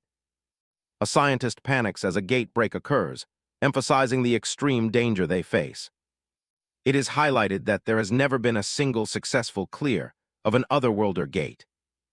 Yujin tells the representatives that Otherworlder gates are a burden no guild can carry alone. She confidently offers to handle these impossible gates for them, shocking the entire group. The guild leaders sit in stunned silence at her bold and seemingly impossible claim. Yangho and Morin immediately voice their doubts, finding her statement ridiculous for a rookie. To prove her words, Yujin begins to manifest a swirl of intense blue mana between her hands. With a determined glare, she claims she possesses the unique power to stop gate breaks. A massive wave of energy erupts from her, filling the cafe with a shimmering light. The force of her mana release leaves the elite hunters wide-eyed and taken insurance. Morin lowers his fan, his expression turning serious as he asks how she can be so sure. He scrutinizes her, his gaze intense as he looks for any sign of deception or trickery. Morin asks the critical question, has she already encountered Otherworlders in the past? Yujin pulls her cap lower, choosing to remain silent on the details of her history. Ruri Yashiro munches on a snack, saying she's willing to believe in Yujin's claims. The girl adds with a smile that they can simply kill Yujin if she's lying. Yujin is visibly rattled by the girl's casual talk of execution and murder. Young-ho slams his hand down and stands up, frustrated by the lack of direct proof. He demands that Yujin show them her actual combat skills to prove her worth. Tae Yujin sighs internally, baffled by the aggressive macho mindset displayed by the man before her. She tries to de-escalate the situation, reminding the shouting Young-ho that they are currently inside a public cafe. Yujin offers to prove her skills at a later time, but the hot-headed hunter refuses to wait even a second. Young-ho clenches his fist tightly as a golden mana aura begins to swirl around his powerful frame. Without warning, Young-ho lunges across the room, his sudden explosion of speed catching Yujin off guard. With an aggressive roar, the muscular hunter demands she shows him her true power right this instant. Yujin is forced to react instantly, shouting at the man as she barely avoids his initial heavy strike. The force of Young-ho's kitsch creates a shockwave that shatters the air where Yujin stood moments before. Young-ho doesn't stop, following up with a relentless combination of strikes that pushes Yujin to her physical limit. She continues to weave through his assault, frustrated that the Vice Guild Master won't just stop and listen. From the sidelines, Ruri Yashiro gleefully eats popcorn while wearing 3D glasses, finding the battle highly entertaining. Yujin notes the extreme difficulty of overcoming such a massive size and power difference with bare hands. Young-ho's eyes glow with a fierce, predatory light as he focuses entirely on crushing his opponent. Yujin's golden eye narrows beneath the brim of her cap as she calculates her opening for a counterattack. Exploiting a gap in his defense, Yujin lands a series of high-speed strikes directly onto Young-ho's face. The sheer impact sends the massive hunter reeling back, his face contorted in a mix of shock and pain. Young-ho crashes heavily to the floor, completely overwhelmed by Yujin's technical precision and superior reaction speed. Yujin casually adjusts her cap, leaving Jin Seoho and the other witnesses in a state of utter disbelief. In a comedic turn, Yujin dismissively thinks she just used her time-holding skill to pummel the noisy man. Her expression remains cold as she stares down at the defeated hunter, confident he won't be attacking again. Surprisingly, a bruised and battered Yangho gives a thumbs up from the floor, thrilled by her incredible strength. Yujin turns her back on the rowdy scene, satisfied that she has finally brought the guild representatives to heel. Suddenly, Ruri Yashiro grabs Yujin's hand, her eyes sparkling with a new and dangerously excited intensity. The young guild master begs Yujin to take her to a gate immediately, so she can witness more of her skills. Disguised in her mask and cap, Tae Yujin tries to play it cool. She tells them it hasn't even been that long since she got back from a gate. But when Ruri Yashiro offers her a ton of money just to pass a test, Yujin's eyes practically turn into dollar signs. She's definitely going. Ruri is hyped, telling her they'll head out first thing tomorrow morning. Meanwhile, the guys she just pummeled are still groaning on the floor. Morin decides he's seen enough and heads out to check in with his vice guild master. Ruri waves goodbye to the girl she only knows as Yanggong. The sun starts to set over the city skyline. Yujin drags herself away from the cafe, feeling completely drained. Getting into a brawl with a hothead like Yangho was not on her to-do list today. She gives herself a good stretch, dreaming of a shower and a long nap. Jin Seoho just trails behind her in silence. Then it hits her. She hasn't actually been back to her place since the regression. She starts worrying if her apartment is even still standing. She remembers the news footage of the gate break. It happened right next to the convenience store where she used to work. After getting out of the gate in this timeline, she was stuck in a hospital bed for a while. She had to go through the whole process of registering with the Hunter Association all over again. The realization hits her like a truck, and she collapses right there on the sidewalk. Her apartment is gone, and so is her deposit. She's basically homeless now, considering just sleeping at a public bathhouse. Seoho looks down at her, wondering why she's acting so dramatic. He calls out her name, trying to get her to stand up. Seoho reaches out a hand to her. Blushing a bit, he offers her a place to stay since she has nowhere else to go. A tap runs with steaming hot water. Yujin is living the dream in Seoho's massive bathtub. It's been way too long since she's had a decent hot soak. She wishes she could just stay here forever, but she's got a mountain of work waiting for her. She starts going through her schedule. Morin's guild will be in touch, and she has to deal with Ruri tomorrow. Plus, she needs to start her own guild eventually. Suddenly, a voice pipes up right next to her. Yujin nearly jumps out of her skin, splashing water everywhere. She's fuming, screaming at the floating text box about basic human privacy. The Constellation has no chill. The dawn of October's evolution tells her it couldn't care less about her human body. It just wants to get back to the guild talk. The spirit ignores her anger and asks about her plans for this new guild. Yujin explains the rules. You need to be a hunter, and you need a raid party to enter any gate. To get approval, you need at least 3 people. Whether she likes it or not, she needs teammates. The entity asks if she already has someone in mind. Yujin admits that she does. She remembers a kid who was exploited and died a miserable death in her past life. She wants to change that. That kid is Hyun Dajin. Right now, he's only 19 years old. His parents died in a gate break, and he lived as a lonely orphan until his powers awakened during a certain incident. He was eventually picked up by a shady guild in South America that dealt in illegal drugs. They drugged him, worked him until he broke, and then just threw him away when he wasn't useful anymore. The spirit asks if her plan is to save the kid's life. Yujin claims it's not that deep, she just needs his power. The entity asks if she's planning to drug him and work him to the bone, too. Yujin is insulted it would even suggest that. The spirit is genuinely happy to see her saving someone for once. Yujin just rolls her eyes, calling it Mr. Shibboleth again. The entity snaps at her to stop using that nickname. Yujin smiles, telling it to just reveal its real name then. The spirit refuses, saying now isn't the time. Yujin sighs, finding the whole mystery unbelievable. She sinks into the bubbles, realizing she knows next to nothing about the constellation she's bonded with. She goes completely underwater. To her, this entity is just a weirdo who's constantly nagging her to do good deeds. They've been stuck together since the moment she regressed. She still can't figure it out. She pops back up, telling the spirit she'll drop the nickname if it just answers one simple question. She looks the floating spirit in the eye.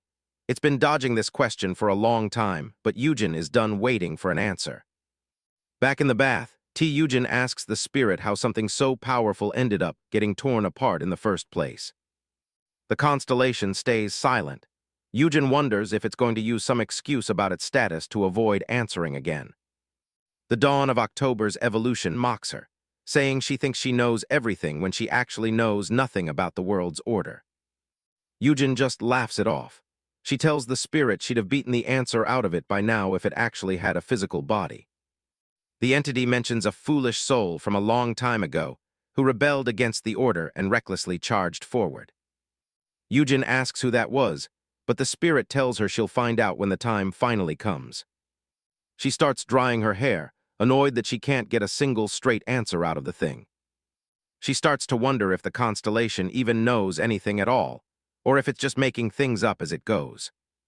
The spirit tells her that sometimes ignorance is bliss. Yujin notices it's acting strangely calm. Usually, it would be throwing a fit and demanding an apology for her attitude. The water in the tub ripples as she finishes her soak. She can't help but think the constellation actually sounds a bit lonely. She steps out of the bath, feeling completely refreshed. She walks out in her new clothes, feeling light as a feather after a long-awaited shower.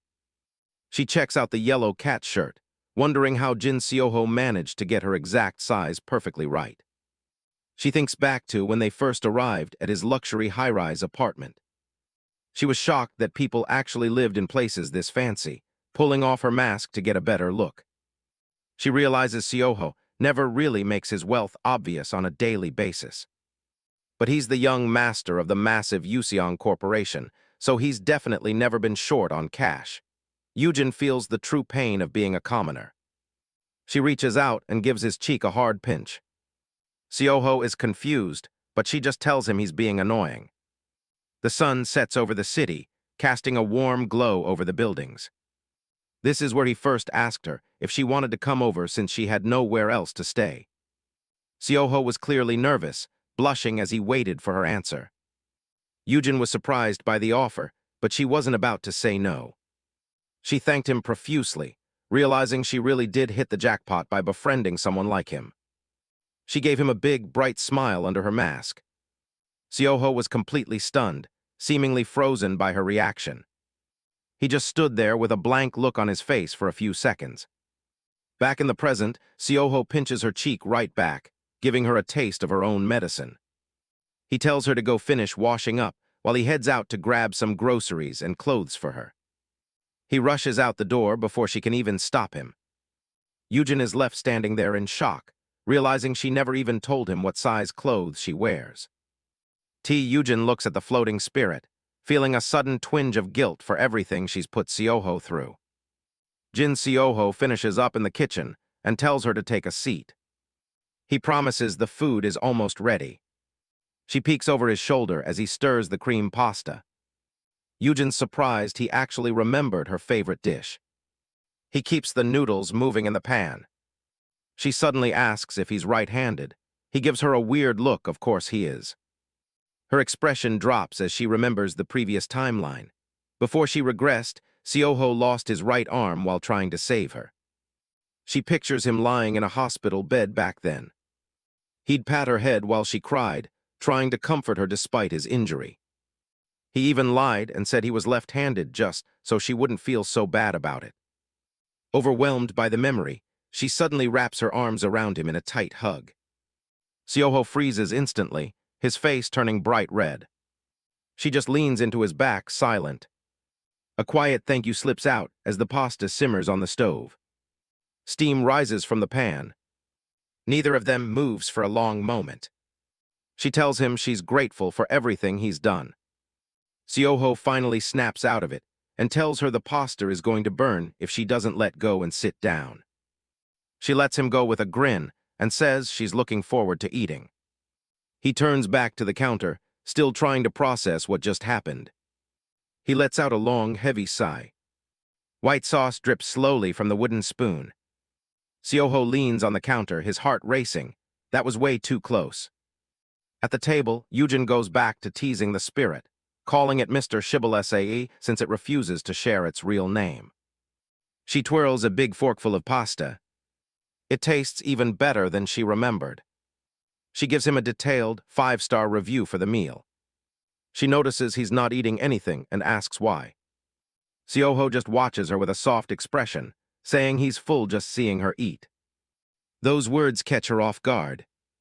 A memory of another dinner table flashes in her mind. She remembers sitting across from her mother, Tae Yujin, when she was little. Her mom used to say the exact same thing to her. Yujin mentions how much he sounds like her mother right now. Seoho asks if she ever managed to find her in the future. She stops eating as the mood turns somber. She tells him that her mother is dead now. She thinks back to the concept of happiness. It's not something she's felt very often in her life. Growing up in the orphanage was far from a happy experience for her. The only time she felt even a little bit of joy was when she was with Seoho, but even that was cut short. Soon after, Jin Seoho's new family arrived to take him home, leaving Yujin behind. That was the moment she realized happiness was never something she was meant to have. Not long after that, the gate incident happened, and everything went to hell. The director abandoned the orphanage, leaving the children to fend for themselves while he escaped alone. Yujin realized she'd been abandoned yet again. She lay among the rubble, watching the dust settle. She wondered why she was even still alive. A teacher once told her that people live to find happiness, but she'd never experienced it herself. She started to think that maybe it would just be better if she died right there. Suddenly, a voice called out to her from the distance. The voice was frantic, asking if anyone could hear her and calling out Yujin's name. It sounded so familiar, like she'd heard it before a long time ago. Yujin looked up from the ground. A woman's boots crunched on the debris as she stopped in front of the young girl. She knelt down, desperately checking if Yujin was all right and trying to get her to stand up. Yujin looked at the woman's face and realized instinctively who it was. The voice and the face were a perfect match for her own. She whispered out a single word, "Mom." The woman, Tae Yujin, confirmed it was her and apologized, saying she had no right to even make an excuse for being gone. She told Yujin it was too dangerous to stay, and they had to get out immediately. Yujin reached out for her daughter's hand, promising to explain everything once they were safe. But Yujin pulled away and flatly refused to go anywhere with her. She asked why she should trust the mother who abandoned her, fearing she'd just be thrown away again. She'd rather stay behind and die alone than go through that betrayal a second time. She shouted at her mother to just stop caring, just like she had been doing this whole time. Young Yujin decided that anything was better than being abandoned again. She clenched her fist, fighting back tears. Her hand trembled as she struggled with the thought of being alone. She looked down, her face tight with pain and resentment. Suddenly, Yujin pulled her into a tight, desperate embrace. She admitted that no words could fix the pain she'd caused, but she truly felt she had no choice but to leave her behind at the time. Yujin said she wouldn't even ask for Yujin's understanding or forgiveness. But she made her daughter a solemn promise. She vowed to protect her and never abandon her again, no matter what. Young Yujin finally broke down, sobbing into her mother's shoulder as she clung to her clothes. Tae Yujin kept that promise, staying by her daughter's side through everything. She even transferred all of her skills to Yujin before her final moments. Yujin eventually met her end deep inside a gate, killed by otherworldly beings. Back in the present, the two of them have finished their meal, leaving only empty plates. Yujin explains to Seoho that her mother was actually a hunter. In fact, she awakened even before Choi Yonghyun, the man the world thinks was the first. It just was never made public. Seoho is shocked to hear about her mother's secret life. Yujin adds that only she and Choi Yonghyun know the truth. She explains that she hides her face because she looks exactly like her mother, and she doesn't want Choi Yonghyun to recognize her. Seoho looks at her with a somber expression as the weight of her story sinks in. Yujin lets out a small laugh, trying to lighten the mood after dropping such a heavy story on him. She jokes that she even inherited her mother's good looks, which can be a real hassle sometimes. Suddenly, Seoho pulls her into a tight, protective hug. Yujin is startled, her eyes widening as he holds her. Gently, Jin Seoho tells her that she doesn't have to force a smile anymore, acknowledging the immense burden she's been carrying. Tae Yujin looks up at him, her eyes soft, and asks if he's sure he doesn't want to know more about her mother or where she's been all this time. Seoho simply replies that as long as she is okay, he doesn't need to know anything else. She is touched by his kindness and thanks him for being so considerate and not prying into her painful past. A genuine smile finally reaches her face as she tells him that he really is a wonderful friend. They sit together on the sofa for a while, the heavy atmosphere between them finally beginning to lift. Seoho suggests that she should go and get some rest while he takes care of cleaning up after their meal.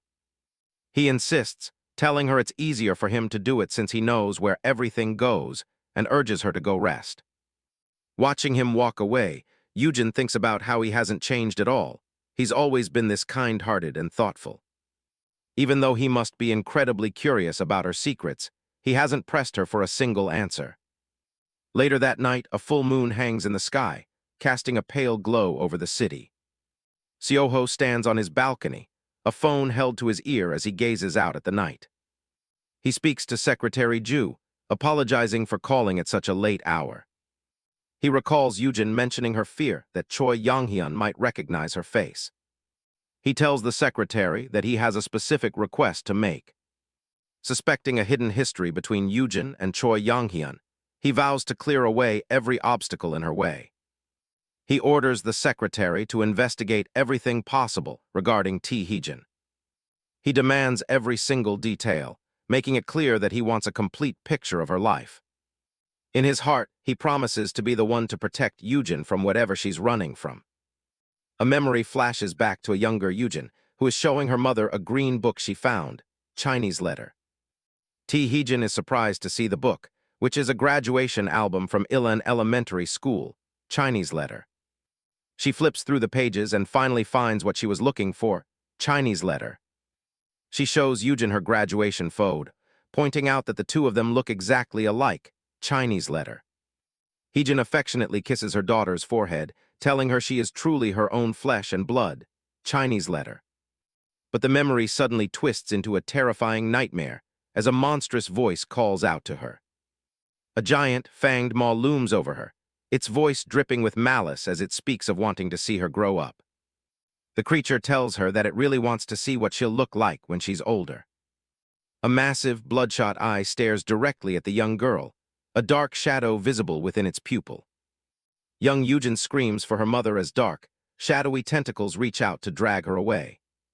The monster's mouth closes around her with a sickening sound, relishing the taste. "Ah, that was delicious," the beast says, its hunger still unsatisfied as it demands more. The adult Yujin watches in horror as the monster sets its sights on Seoho. The monster bites down on Seoho's arm, tearing into him as Yujin screams in denial. She cries out for it to stop, her voice full of raw desperation. Suddenly she is jolted awake by Seoho, who is calling out her name with concern. She sits up in bed, trembling, as Seoho asks if she's all right and explains he just stopped by to drop something off. Still trapped in the panic of her dream, she lunges forward and grabs his arm.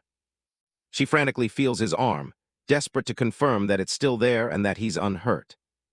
Realizing it was all just a terrible nightmare, she breathes a shaky sigh of relief. Seoho watches her, silent and clearly worried by her intense reaction. Seeing how distressed she is, he suggests that maybe he should take the day off to stay with her. Yujin quickly tries to play it off with a forced laugh, insisting it was just a nightmare and asking why he's here so early. Jin Seoho reaches into his inner jacket pocket, telling Tae Yujin that he has something he wants to give her. He pulls out a tied blue pouch, explaining that he packed a few things he thought she might find useful. Yujin's eyes widen in recognition as she looks at the simple-looking bag. The item is revealed to be a rare and powerful subspace pouch. It is a specialized warehouse-type item, that can store an unlimited number of objects within its magical depths. Once equipped, the pouch becomes completely transparent and secure, as it cannot be opened without the owner's explicit permission. Yujin is visibly stunned, asking if he's truly sure he wants to give her such a rare and incredibly expensive item, nodding that it's easily worth several luxury cars. Seoho nonchalantly dismisses the value, saying he just had it lying around, leaving Yujin baffled by the sheer scale of his chaebol class wealth as he says his goodbyes. Back in the privacy of her room, Yujin wonders what else Seoho could have possibly packed inside the pouch for her. She pours the contents out onto her bed, discovering a variety of essential hunter gear, including high-grade potions and a sharp dagger. She stares in amazement at the sheer quantity of useful items he managed to fit inside the small pouch. Finally, she pulls out a black face mask, realizing that he remembered exactly what she needed to keep her identity hidden. She is deeply touched by how thoughtful Seoho has been, his kindness shining through even in the smallest details. Clutching the mask, she feels a sense of renewed determination as she prepares for the task ahead. Yujin readies herself to head out, her amber eyes bright with focus. It's the day of Lee Ruri Yashiro's exam, and Yujin, operating under her alias Yang Gong, is prepared to enter the gate and prove her combat skills. A sleek white car pulls up to meet her as she waits outside a building. Chinga Korina steps out of the driver's side, greeting Yujin as Miss Yang Gong and offering to drive her to the gate. Chinga Korina, a dedicated member of the Yonyonsee's guild, looks elegant yet professional in her tailored suit. The white car speeds down the road, heading toward their destination. In the backseat, Yujin sits silently with her arms crossed, her identity fully concealed behind her new mask and tactical gear. Chinga Korina glances at her passenger, recognizing the undeniable skill Yujin possesses. Chinga Korina's powerful rank skills are detailed. Intuition's guidance, which heightens her instincts, and price of knowledge, which grants her absolute learning capabilities. However, the cost of her vast knowledge is steep, as she is forced to sacrifice her own memories in proportion to the information she acquires. Inside the moving car, Chinga asks how Yujin could possibly know so many details about her. Yujin drops the bombshell. She actually stole Chinga's skill in her previous life. She remembers it clearly. Before she regressed, she was on a mission when Chinga died right beside her. The memory is vivid, down to the last words the woman ever spoke. As she bled out, Chinga begged Yujin not to tell her guild master the truth, wanting to save her from the pain. Back in the present, Yujin wonders if the girl still feels that same fierce devotion. She casually mentions that the Yonyonsee's guild has definitely lost its touch since those days. The comment hits home, making Chinga's hand tighten its grip on the interior of the car. Then Yujin goes for the throat, asking if the guild master, Lee Ruri, is actually just weak. That's enough to make Chinga slam on the brakes, sending the car into a sharp, screeching drift. In a flash, she lunges from the driver's seat toward the back, her eyes wide with rage. Her hand shoots out, aiming straight for Yujin's throat. She pins the masked girl against the seat, the motion fast and violent. Chinga growls at her to shut her mouth before things get even worse. Outside, the car sits motionless, as Yujin realizes everything is going exactly as she expected. Unbazed, Yujin asks if she actually likes Lee Ruri more than just as a master. Chinga looks disgusted that someone would spout nonsense about her master like that. But Yujin keeps pushing, asking if the real reason she doesn't use her skill is because she's afraid of forgetting her. The look on Chinga's face says it all. She's been read like an open book. Yujin brings up price of knowledge, the skill that forces you to pay with your own memories. She explains that using it means eventually losing every memory of Lee Ruri entirely. Chinga sweats as she thinks of her master, the vision of the girl flickering in her mind. Yujin notes that while the guild grew fast because of that gathered info, it's now in decline. She asks why the guild would even keep someone like her if she stopped using the one thing she's good for. Chinga's confidence shatters as she leans her head down, admitting how desperate she really is. She sees Ruri in a field of flowers, the only person who gives her a reason to keep living. She shouts that she can never bear to forget her, no matter what. Yujin, hand still held against her neck, asks if she wants to know a way to make sure that never happens. Chinga stares at her, hanging on every word. Yujin offers a deal. She'll teach her how to handle the skill if she grants a single request. Later at the gate, Lee Ruri brags about soloing the boss mob herself. She looks like a child, but her status as one of the great guild masters is the real deal. Ruri explains that she intentionally left the gate open because it's an absolute goldmine. While most people close them for experience, these gates are perfect for training and acquiring extra items. She's essentially turned this one into a training ground for new hunters. Now, she wants Yujin to go in and start harvesting monster mana cores. She explains that the core is located deep inside the monster, requiring a complete kill to retrieve. Yujin remembers the one she snagged from a spider monster and figures this will be light work with her gluttony skill. Ruri asks her to collect exactly 100 of them within the time limit. Yujin turns to leave, but Ruri grabs her arm, saying she's got a gift that she'll surely love. Yujin looks back, curious about what the girl is handing over. It's the AM-382, a sleek black magic stone gun that catches the light. Ruri hands over the gun, explaining it's crafted from pure A-rank magic stones and comes with a 30-round magazine. It uses magic formulas to assist with recoil and even allows the user to apply their own mana to their skills. Yujin takes the weapon and prepares to leave, while Ruri waves a cheerful goodbye, wishing her a safe trip into the gate. Once the recruit is gone, Ruri snaps her fingers and asks Chinga if everything is ready for their side of the operation. The little guild master hops into her high-tech van, eager to see just how amazing their new Yanggong really is. Inside the vehicle, Chinga sits at a console filled with surveillance monitors, ready to track every movement through the gate. Yujin steps through the shimmering blue portal, entering the unknown world on the other side. She finds herself standing in a dense, overgrown jungle with sunlight piercing through the thick canopy. The humidity hits her immediately. She wipes the sweat from her face, complaining about the boiling heat. She pulls up a holographic scanner to check the terrain, confirming that it's exactly what she expected from a jungle-type gate. The system displays the mission info. They're in the Troll's Jungle, a stable B-rank gate where the boss has already been dealt with. Yujin spots her targets and size, but her constellation, Mr. Shibboleth, tells her to stop hesitating and just beat them down like usual. Yujin isn't having it, pointing out that even though the constellation acts like a know-it-all, it doesn't understand that these monsters aren't pushovers. Trolls are massive creatures over 3 meters tall, and because of their regeneration abilities, you have to take them down in a single blow. Her mind briefly flashes back to the car ride, where she told Chinga that she actually knows how to manage her memory loss skill. With the secretary still holding her by the throat, Yujin offers to teach her the technique if she agrees to a single favor. She explains it's nothing too difficult. She just needs Chinga to find one specific person for her. The target is Hyun Dajin, an 18-year-old boy who is currently just another high school student. Chinga asks for the name of the school he attends, but Yujin admits she doesn't have that information. The secretary grows frustrated, asking for a neighborhood or even a rumor, but Yujin says if she knew those things, she would have found him herself. Chinga can't believe she's being told to find a random kid with just a name, but Yujin tells her not to be a baby and just get it done.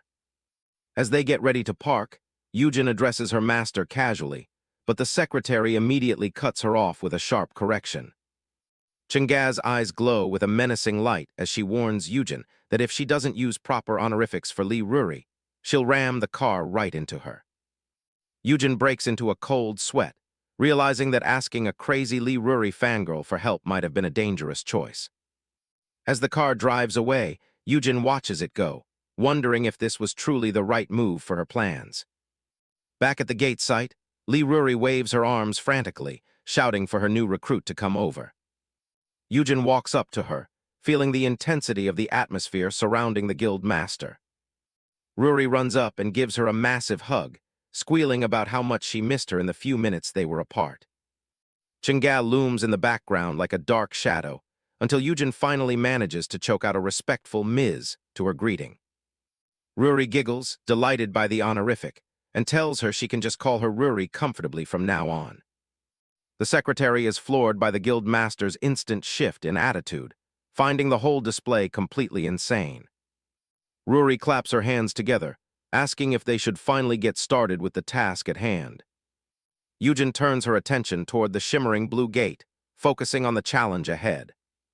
Ruri announces that this gate will be the official test she's giving to her new recruit. Judging by the intense mana density radiating from the entrance, Yujin can tell this is roughly a B-rank gate. She asks if the objective is simply to go inside and take down the boss monster or something similar.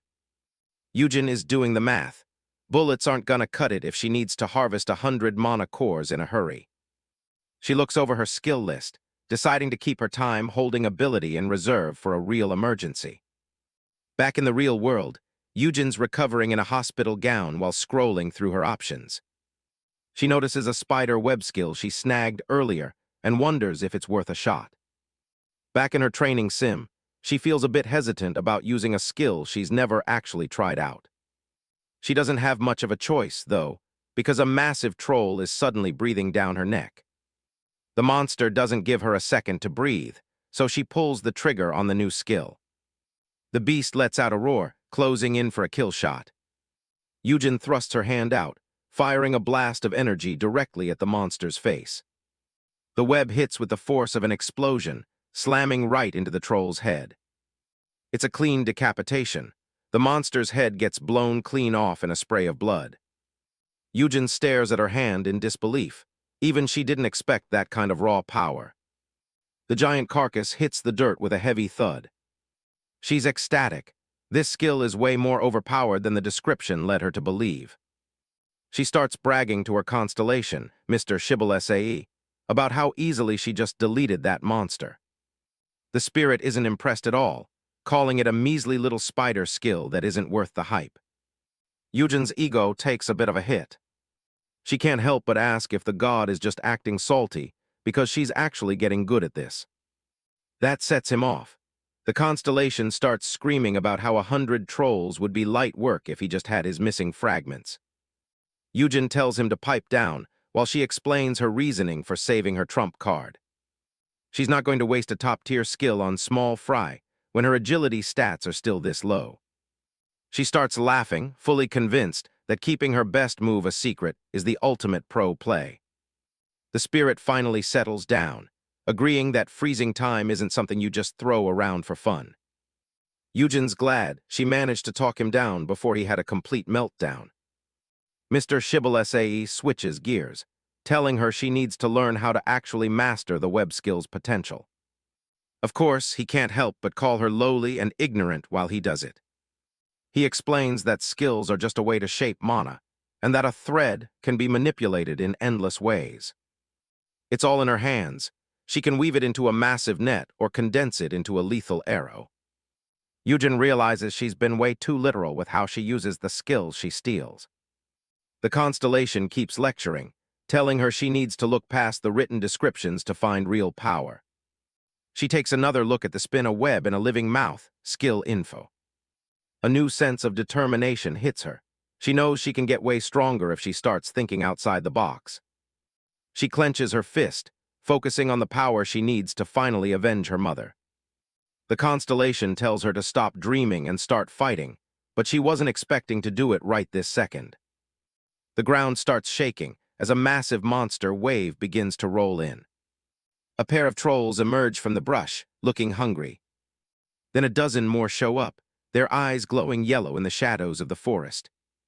Mr. Shameless thinks this is great timing, since she needs those 100 mana cores anyway. Yujin isn't having any of it, screaming out her flat-out refusal. She immediately spins around and starts sprinting for her life. She's panting, just wishing the universe would give her a break for 5 minutes. But the horde of trolls is right behind her, and all she can do is yell for them to stop following her. Yujin's in deep trouble. A giant troll just blindsided her, and she barely manages to dodge its massive club. She narrowly avoids the strike, but she's realized she can't just keep running forever. She's panting, staring down the horde of monsters. Clearing them out one by one is out of the question, she'll be dead before she even makes a dent. Taking down 100 trolls and harvesting their cores. It sounds impossible even for a regressor. She starts screaming at her Constellation, Mr. Shameless, desperate for another way out. He just tells her he already taught her everything she needs to know.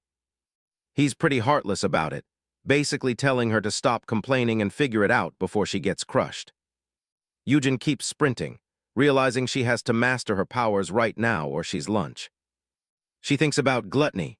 It's powerful, but it's not the right tool for an entire army of monsters. She looks at the threads from her spider web skill. Individually, they're lethal, but they're not enough for a crowd this big. Then there's time holding. It freezes the world, but it also traps her in heavy gravity, making it impossible to move freely. And the gun she got from Lee Ruri? Way too little ammo. She can't just pick them off like she did with the spiders. But then it clicks, bullets, that's the missing piece. She stops running and braces herself. If she combines her skills, she might actually pull this off. She whips out the gun and prepares to activate her ultimate strategy. She triggers time holding. The world grinds to a halt in a blast of mana. Mr. Shameless sounds almost proud, noticing she's finally figured out how to use what she has. She's combining the gun, the spider webs, and her time stop ability into one insane combo. She aims into the frozen crowd. 100 trolls. In her mind, they're already dead. Meanwhile, outside the gate, Lee Ruri is freaking out. She's watching the feed with her aide, Chunga, convinced they've sent Yujin to her death. Chunga doesn't look much more optimistic. The screen shows Yujin completely surrounded. Ruri's in full panic mode now, crying about how it's all her fault because she triggered the monster wave at the wrong time. She's about to rush in to save her, but Chunga stops her. Something is happening on the screen. Yujin has stopped moving and is pulling something out in the middle of the horde. Chunga stares in confusion. Is she really doing what it looks like? It's a gun. She's just standing there, aiming at a wave of monsters that should be tearing her apart. Ruri yells at the screen. A single gun isn't going to do anything against 100 trolls. She'll run out of bullets in seconds. The weapon fires, but it's not just lead flying out. A split second later, a massive pile of trolls gets blasted backward as if they hit a wall of pure force. Monsters are dropping left and right, their heads lighting up with impact markers before they even know what hit them. Ruri's jaw drops. She can't believe what she's seeing. The gun lets out a final hiss of smoke. She only fired a single shot. But the ground is littered with giant green corpses. It's a total massacre. One shot and she wiped out an entire wave. 100 S-rank level threats just gone. Ruri is speechless. This girl isn't just a hunter, she's a monster in human skin. Yujin looks at her handiwork and smirks. Not bad for her first real experiment. She's holding a glowing mana core. She realized she could use her spider webs as bullets, solving her ammo and mana problems all at once. She realized that if she fires everything while time is stopped, the combined impact is unstoppable, and it saves her a ton of energy. She starts humming a little tune, casually strolling through the forest to pick up the 100 mana cores she just earned. Even the spirit is stunned into silence. But in this world, there's an innate destiny. Some are born to rule, sitting at the top like kings.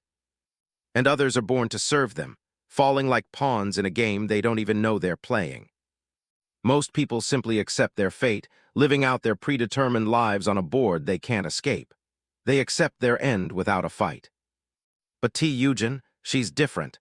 She's the one walking off the board, leaving a trail of broken destinies in her wake. But someone who walks a path completely different from what destiny dictated. That's the kind of person who doesn't yield, even when facing death. Instead of following a rigid mold, she thinks for herself and struggles until the very end. If that's who you are, then you might just show me something different, Yujin. The forest gate finally falls silent as Yujin steps out of the dungeon, her work finished. She pulls down her mask and takes a deep, refreshing breath, looking totally satisfied with the haul in her bag. Lee Ruri comes sprinting toward her, yelling her name at the top of her lungs, followed closely by Chunga. Ruri is practically vibrating with worry, asking what took her so long and if she's okay. Yujin just looks at her unfazed. She tells Ruri to stop the act, knowing full well the kid was watching the whole thing through cameras. Ruri's eyes go wide. She's been caught. Yujin explains she saw every single hidden lens reflecting light between the trees. Ruri just whistles, trying to look innocent. Yujin stares her down, thinking about how entertaining it must have been to watch her suffer through a monster wave. Ruri starts sweating bullets. She tells Ruri she felt like a monkey in a zoo, her anger practically radiating off her in waves. But as soon as Ruri offers to double the payment for passing the test, Yujin's anger vanishes instantly. She's literally floating with joy. Chang'e just sighs, nodding how easy she is to handle when money's involved. Ruri claps her hands together, officially welcoming Yujin to the team and telling Chang'e to get the contract ready. She asks Chang'e to take Yujin back, but Yujin is distracted by her phone, which is practically vibrating out of her hand. She has a mountain of missed calls and urgent texts from someone named Seoho, telling her not to look at her phone. Yujin stares at the screen, genuinely confused by the frantic messages. Why the sudden panic? Of course, telling a regressor not to look at something is the fastest way to make them look. She taps her screen, curious. Her eyes narrow as she sees what's trending. It's not good. It's a live video from some Hunter Research Institute streamer titled Exclusive, Why Hunter Yanggong Can't Possibly be S-Rank. The comments are a toxic mess. The guy has over 1 million subscribers, and he's going in hard, claiming everything about Yujin is a fake. He's shouting into his mic, calling her viral rise a planned stunt by the Yuseong Guild to drum up hype. He laughs at the idea of someone just accidentally waking up and clearing a gate. To him, the math doesn't add up. The chat is eating it up, agreeing that the whole thing feels too contrived to be real. The streamer claims she's just a scam artist aiming for a massive payout. He's calling her a fraud in front of hundreds of thousands of people. He even addresses her directly through the camera, telling the hunter to wake up because the world isn't that easy. Yujin watches the stream from the backseat of a car, a cold look in her eyes. She repeats his words back to him with a smirk. Wake up, indeed. Chang'e, who's driving, asks if she's okay with this. If they leave it alone, the media will tear her reputation to shreds. Yujin just waves it off. Responding to every little hater is an amateur move. Amateurs fight and intermediates just ignore it. Chang'e asks what an expert would do then. She's genuinely curious how Yujin plans to handle a scandal this big. Yujin's smirk widens as she thinks about the settlement money she could get from a massive lawsuit. Experts sue, and they win big. She reaches into her pocket, telling Chang'e that she isn't just an expert, she's a super expert. She pulls out a small black object, and Chang'e's eyes widen as she realizes what it is. It's the SD card from the cameras in the forest. Yujin swiped it before she left the gate. The footage on that card shows exactly how she decimated the trolls. It's the ultimate proof of her power. She slides the card into her laptop, a plan already forming in her mind. This is going to be fun. A prompt pops up on her screen, asking if she'd like to upload the video. She doesn't hesitate for a second. She knows that a super expert doesn't just clear their name. They use the hate to pull a massive amount of aggro and turn it into profit. Later that night, the city is buzzing. The news is about to break, and it's going to be a bombshell. Inside a news office, someone is sprinting down the hallway, their footsteps echoing against the walls. The door to the team leader's office gets slammed open with a loud bang. The reporter is practically gasping for air. The team leader jumps in his seat, startled by the sudden entrance. He looks up in confusion as the reporter holds out her laptop. It's Moon Bora, a cub reporter for the Hunter Daily. She's breathless, begging him to look at the video she just found. It changes everything. Here, it's a newly uploaded video, Bora exclaims, thrusting her laptop toward her boss. The team leader looks up from his desk, pushing up his glasses. What is it that you're making such a fuss about? His eyes widen in absolute shock as he stares at the screen. The video shows Yujin standing calmly as a horde of trolls surrounds her. This is, the team leader gasps. Did Yanggong upload this directly? He asks, grabbing his head in disbelief. Bora nods, yes, plus they uploaded this post along with the video. She holds out her phone to show him the caption. It starts with a bold, provocative line. Look here, you scrubs. The post is a savage rebuttal to the haters. Instead of wasting time reading this piece of trash post, how about you go outside and get some fresh air? It reads, accompanied by a picture of Yujin giving a confident thumbs up. The team leader stares at the screen, sweating. Is this what they call a keyboard warrior or something? Bora can only offer a week. Probably. How is public opinion? He asks, his mind already racing with the implications. Bora gestures to the split engagement on the screen. Well, it's split exactly half and half. One side is cursing Yanggong out. The comments section is a war zone. One user scoffs, it's obviously fake. AI was used well lol, while another adds, 3 seconds my ass ha, probably took 3 hours to edit. But others are coming to her defense. A person who proves themselves with skill is the scariest, one writes. I will support you until the end. And the other side is praising Yanggong, Bora finishes, showing him the growing wave of support. The team leader stands up slowly, a serious expression on his face. Bora. He suddenly grabs her by the shoulders, his eyes gleaming with excitement. You go get an interview with Yanggong. Bora's jaw drops. WHAAAT. You've been saying it since you joined, that you want to write an article that moves people's hearts, he says, practically radiating enthusiasm. Isn't this the golden opportunity to finally realize your dream, Bora? Bora's eyes light up with hope and ambition. A golden opportunity, she whispers. She pumps her fists, her face burning with determination. Understood, I will do my best to cover it. Right, I'm only trusting you, the team leader replies. But as she turns away, a devious smile crosses his face. If this goes well, that's great, he thinks. And even if it flops, saying a cub reporter wrote it will at least get us less backlash. Then I'll go get ready right away, Bora chirps, heading for the door. Ah, Bora, wait a second before you go, her boss calls out. His expression turns grave as he gives her one last warning. Be careful when interviewing hunters, got it? Bora stops, confused. Why? Outside, the night has fully set in over the city as a lone car pulls up to a building. Those kinds of hunters usually. The team leader's voice continues. Yujin sits in the back of the car, unaware that she's being watched. Really hate people following them around. In the shadows, Michael's lips curl into a predatory smirk as he watches his target. Found you. Chunga tells Yujin she did a great job today. Yujin just wants the info she requested as soon as possible. The recruiter asks if she's really feeling okay, but Yujin looks at her like the question is completely unnecessary. Chunga brings up the video of her saving people, which has already cleared over 1 million views. Yujin isn't impressed. She starts lecturing the woman on what the public is actually looking for in a hero. She points out at the city, saying people have a very specific desire when they watch someone like her. Chunga assumes they want to see a successful hero who wins every time. Yujin tells her it's actually the exact opposite. She casually leaps off the ledge, leaving the assistant standing there in shock. She thinks about how the internet is flooded with people whose lives turned around overnight after awakening. Even bobbies are getting lucky, getting chosen by constellations and becoming instant stars on social media.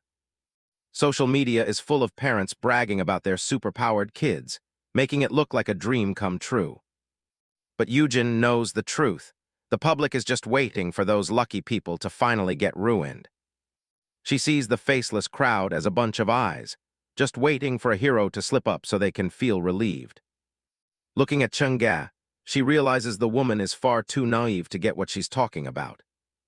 To someone like Chunga, a strong hunter like Li Ruri is someone to admire and support. But most people are just looking for something to nitpick or a flaw they can exploit. It's a deep-seated need to drag someone successful down if they can't climb up themselves. Yujin raises a finger, making her own stance on the matter clear. She tells her that since she's at the very top, they shouldn't even dare to look up at her level. Chunga is worried that such a blunt attitude will just cause a massive public backlash. Yujin brushes it off, saying she has her own way of doing things and not to worry. Chunga heads out, promising to call as soon as she gets more information on Hyun Dajin. Yujin watches the car pull away into the night. She thinks that while the recruiter isn't wrong, the woman has just lived too righteous of a life. In her mind, they just live in two completely different worlds. She knows all too well how dirty people's emotions get when they're jealous of someone else's luck. She remembers news reports from her past life about an 8-year-old girl who was a future hunter hero. Back then, she was just a girl sitting alone in the dark, watching it all happen on the news. Standing in the shadows, Yujin senses someone watching her. She doesn't even look back as she tells the person hiding to quit dragging it out and come out. A silhouette steps out from behind a wall. It's a guy she definitely wasn't expecting to see tonight. Michael makes his entrance, looking perfectly composed with his hands in his pockets. Yujin tries to play dumb, claiming she can't speak English. Michael just deadpans that he was speaking Korean the whole time. He seems a bit disappointed that she doesn't know him, considering he's pretty famous. He holds out a glowing hand and introduces himself as healer Michael. Michael is thrilled when she finally admits that his name is actually quite famous. Yujin stares at him. She might not have known his face, but his reputation is notorious. He's a legendary American S-Rank healer, but he's known for far more than just his skills. Beneath the hero image is a guy who takes a bit too much pleasure in using his abilities. Michael holds a man down, a surgical tool hovering inches from his face. He gives a creepy smile, telling the terrified guy not to worry because he'll just heal him later anyway. A splash of blood is just part of his healing process. Michael is known for being absolutely relentless. If he takes an interest in you, he'll never let you go. Getting involved with a guy like this is an absolute nightmare. He's the kind of person who will follow you to the ends of the earth just to get what he wants. Back in the present, Yujin is on high alert. She demands to know why he's tracking her down and how he managed to find out her real name. Michael doesn't answer her questions. Instead, he lunges forward and grabs both of her hands, saying he has something he absolutely has to say. Yujin is completely caught off guard by the sudden contact. He addresses her by her alias, Yanggong, before using her true name, Tae Yujin. He lets out a chilling smile, his eyes fixed on her with an intensity that's impossible to ignore. He leans in close, his gaze pinning her down as he asks the one question she never expected to hear. She regressed, didn't she?